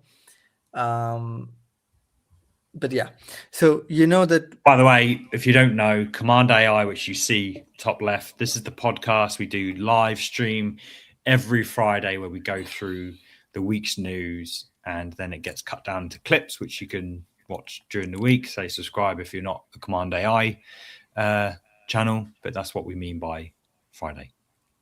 Yes, exactly. For the clips that you mentioned, those clips, you edit them, and I come up with thumbnail and title that I have not been doing a great job with lately. This might be why. And this might be why. So typically, to come up with a title or idea, like I would go to ChatGPT and say, this is the context of the video, help me with some ideation. This is like my starting point. And I did this so much, and I copy pasted so much, I was like, why not to create a tool around this? So just in very short, we have a video, like any video, right? Any video, it doesn't matter. Like, let's not take a video. I would get the transcript from that video, which you can get from any YouTube video. Let's say this is like the transcript, and I added the transcript here. And then I can say nice to include words. I can say Apple and how many hashtags. I'll show what these are, and I have presets, etc., etc. So I have these things, and I can generate a prompt. So this is my prompt that includes the transcript of that video that I can copy and bring it to ChatGPT and say, hey, ChatGPT, actually, no, hey, just paste it in, and it automatically creates like 10 titles, 10 text for the titles, all in PDF. It's just, in a way, a PRD for a prompt. Yeah. A PRD for a prompt, because it also includes how I want to style it. I don't want the hashtags to be styled each time a different way. So I'm specifically having it here. And then I thought, well, once I have this, why not to add like more customization? So this is like, I can customize my prompt. All of this is to edit my prompt. For example, the prompt, like the transcript, is using this like transcript variable, but I could like edit it however I want. And then so what happens when you turn that off then? Turn off or reorder it. What happens when you turn it off, reorder it? Just so if I reorder it, it reorders. Well, here it doesn't make sense to reorder. This makes sense. So the reorder here makes a lot of sense, because this is how the text gets generated. So the prompt gets generated, which also will have an effect on the output. But also, no, this is. I'm sorry. Okay, this is not the prompt. How the prompt gets generated. This is a part of the prompt that asks the AI how I want the final text to be ordered. So I want the hashtags to be at the end, or like chapters at the end, right? And I can turn them off, so there is no, so the AI won't make chapters for me for that video. Now I have all of this, and I can copy that, bring it to AI, and start chatting with AI. And this is what I started doing. But then I was like, why not add AI here? So I have this button that says send to AI. So it literally sends this prompt into a chat experience. And now it says the transcript is just test. Give me an actual transcript. But yeah, then I have, I have OpenAI. I have all the models that I want. I can change the model. I can add an image. So I added all of these just with vibe coding, and it actually works. And it's kind of cheaper. Well, depending on how much you use it. But it's funny that I don't have to. This, by the way, is actually faster. My vibe coded UI is faster than ChatGPT web and ChatGPT app. It's just faster. Like, did you see how I renamed also this? Yeah. I prompted everything, and I was doing like multiple prompts, like a prompt there, a prompt there. I can make a new chat and say hi, and it just hi. How can I? Everything works. So no guardrails. You can literally just use this as a multi-chat app. Yeah, I made my own like AI chat app with AI, and look, if I click delete, instantly delete. If you use ChatGPT, when you like it takes 2 clicks and it takes like half a second to delete it. I know ChatGPT as much, but what's cool, I can make this to be a full-on product, and that's my like in the future. I want to add a way to. Once I still have like the capability to chat, but then I want to bring the images that I make in Figma back here, maybe use Nano Banana for ideation, and then put those in a YouTube UI so I can do the testing. How does it stand out among other YouTube videos? And I know for a fact there are tools like this, but they either cost money or they do it in their own way. Exactly, I don't care. You build you build it within your workflow, what you want. And this is the thing why I say SaaS is dead. It's like people are like, yes, well, why would I use a product that's doing things in a way that doesn't make sense to me, but it kind of gets the job done? I just build it myself. Do one thing for me though. Go back to your app and go to packaging. And not the code, like actually in the app. Packaging. Yeah. So when you do all this, when you put all transcripts in there and whatever, and then what do? You go to output? Yes. How do you? Oh, okay. So I add. I say when you. Yeah. I say generate prompt. So this is the prompt. Yeah. So why do you generate the prompt to put it in the chat app? Why don't you? Why isn't the first page what you put in? Then you've got a config page, which is, what you showed me about. So directly send it. Yeah.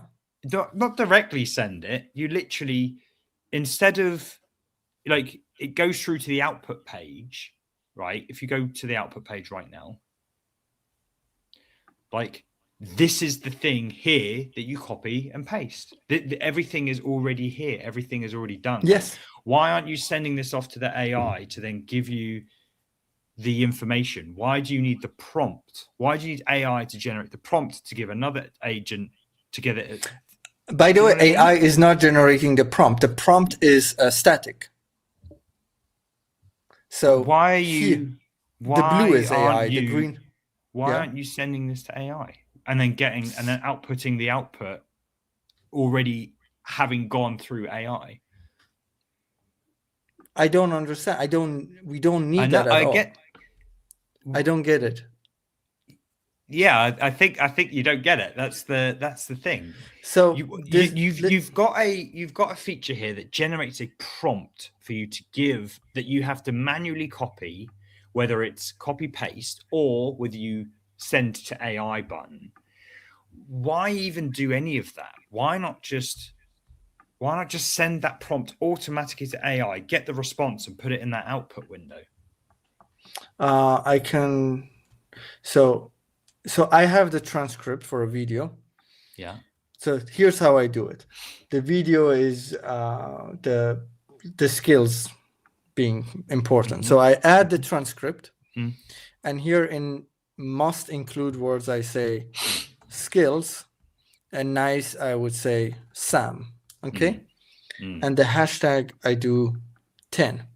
Now, the way I do it, I do generate prompt, but I can imagine adding a secondary button that says send to AI. So it will already put it in the prompt that I have. It's kind of like a system prompt that I have, and send it to AI. But now I say generate prompt, and then I have this button to click, or I could like edit stuff or whatever. This is just to have an overview. This output page is just overview. I don't have to go to template at all. I just say send to AI, and now starts generating. It's just that second step of sending to AI is so pointless. Why not just this send it one, to right? AI? Why not just send it to AI? Yeah. So it would be a button here, send to AI. And you don't have a separate window. I mean, you might want a separate window for the chat. I want to have a separate window to. I would call it like overview. I mean, it can be cool. Yeah. But I just don't understand why you want an overview. Let's say, yeah, it makes sense. But let's say there is a specific video that there is a specific need for it. You could add it, but still, I mean, I have this additional context, so I could whatever it is add it here. But you're right. You're completely right. It's not in my defense. It is just like the natural progression of things happened this way, because I didn't have AI, so I had to generate the prompt and copy it and paste. Yeah, so you generate the prompt. It all happens in the background. No one knows about that prompt that's getting generated.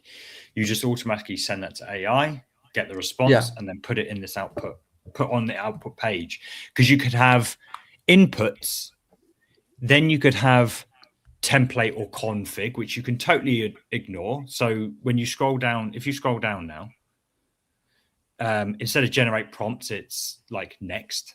And then you go to the inputs, which are all optional. Then you could click next again, and then it will just take all of that information, send it up to AI, and then output is the thing that you just copy and put into things. So it's all done in these three steps. It's all done in the 3 steps.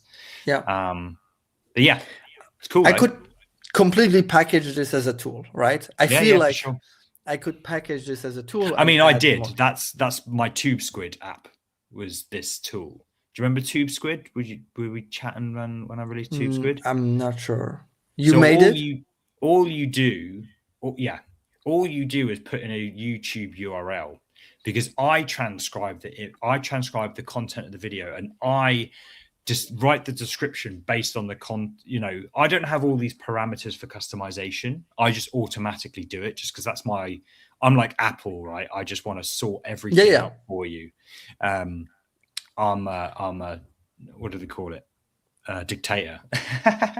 No, makes yours sense. Is much more customizable because you can be a bit more nuanced with it. But I'm like, just give me a URL and I'll do the rest, and then I'll just give you everything you need to copy and paste.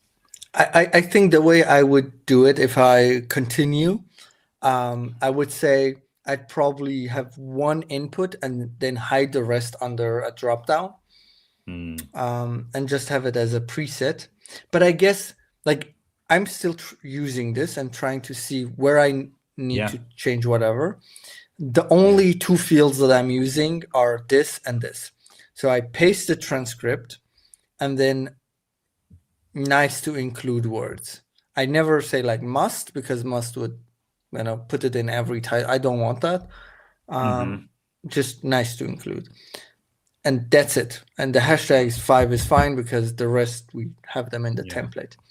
Yeah, you might find you never touch any of those, and it's like, well, I always want 5 hashtags or whatever. Why would you want to change? I know from a experimentation perspective, you want to give that option, but like, yeah, again, using it, you find, and you got to think of yourself. Imagine you're a business, like we don't ever use that. Let's just remove it because it's confusing things. And you can just do it. You can just prompt it and it will just remove that option.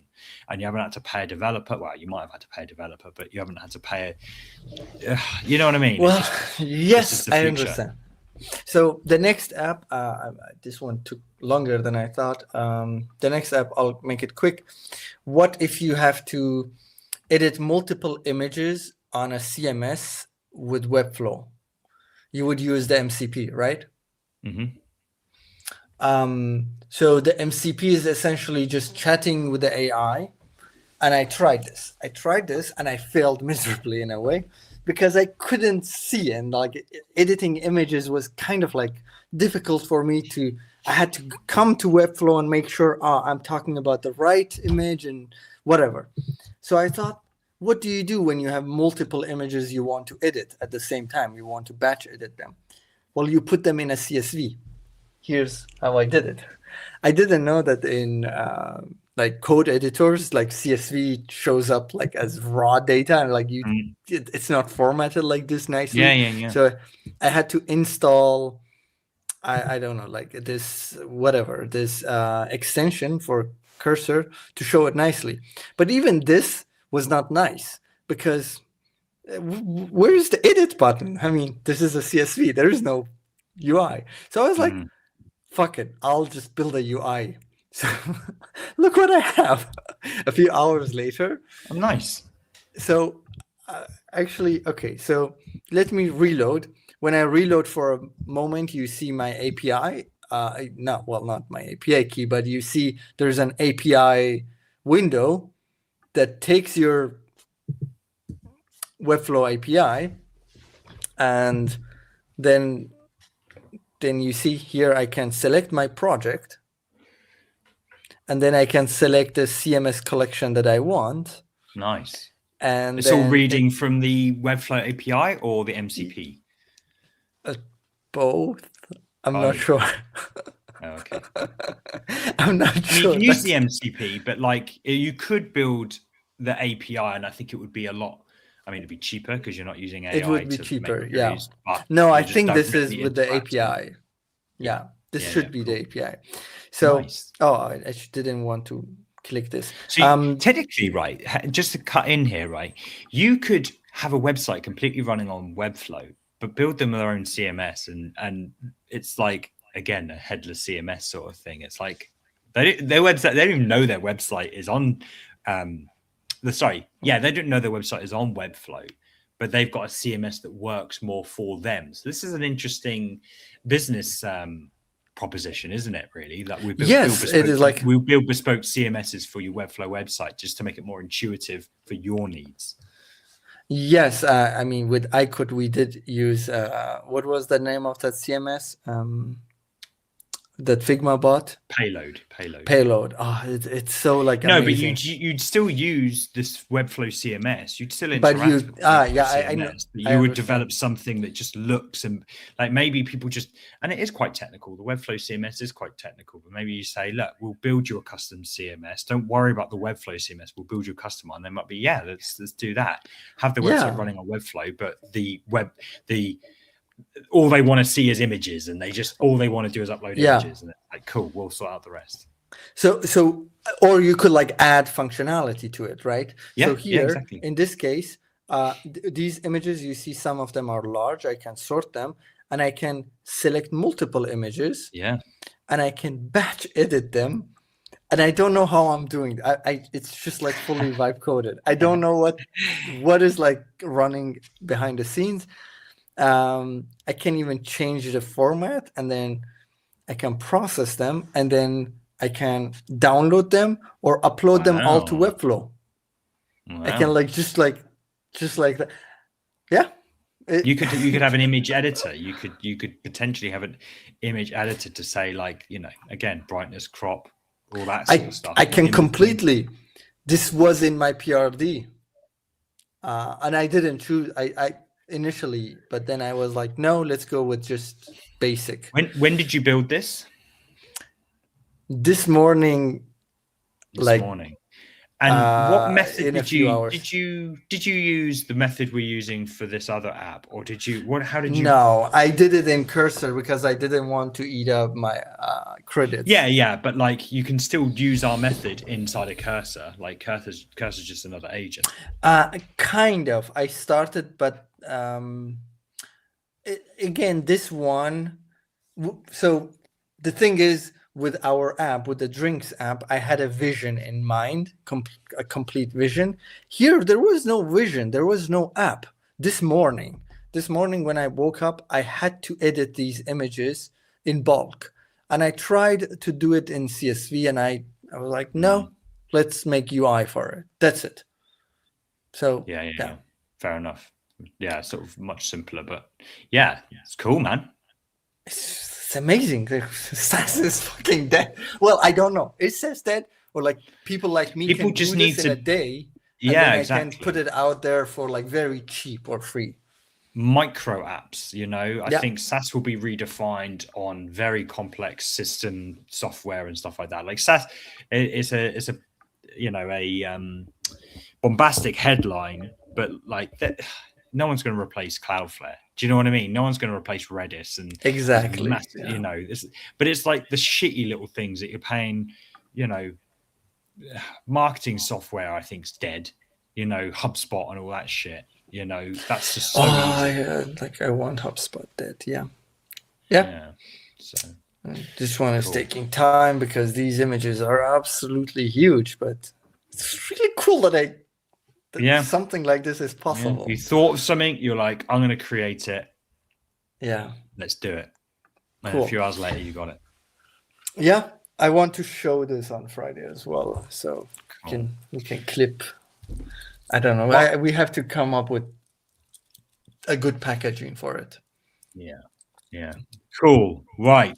Well, okay, cool. My heart dropped because I was like, I don't remember clicking record to cloud on this, but it's actually showing uploading to in the recording section. So nice.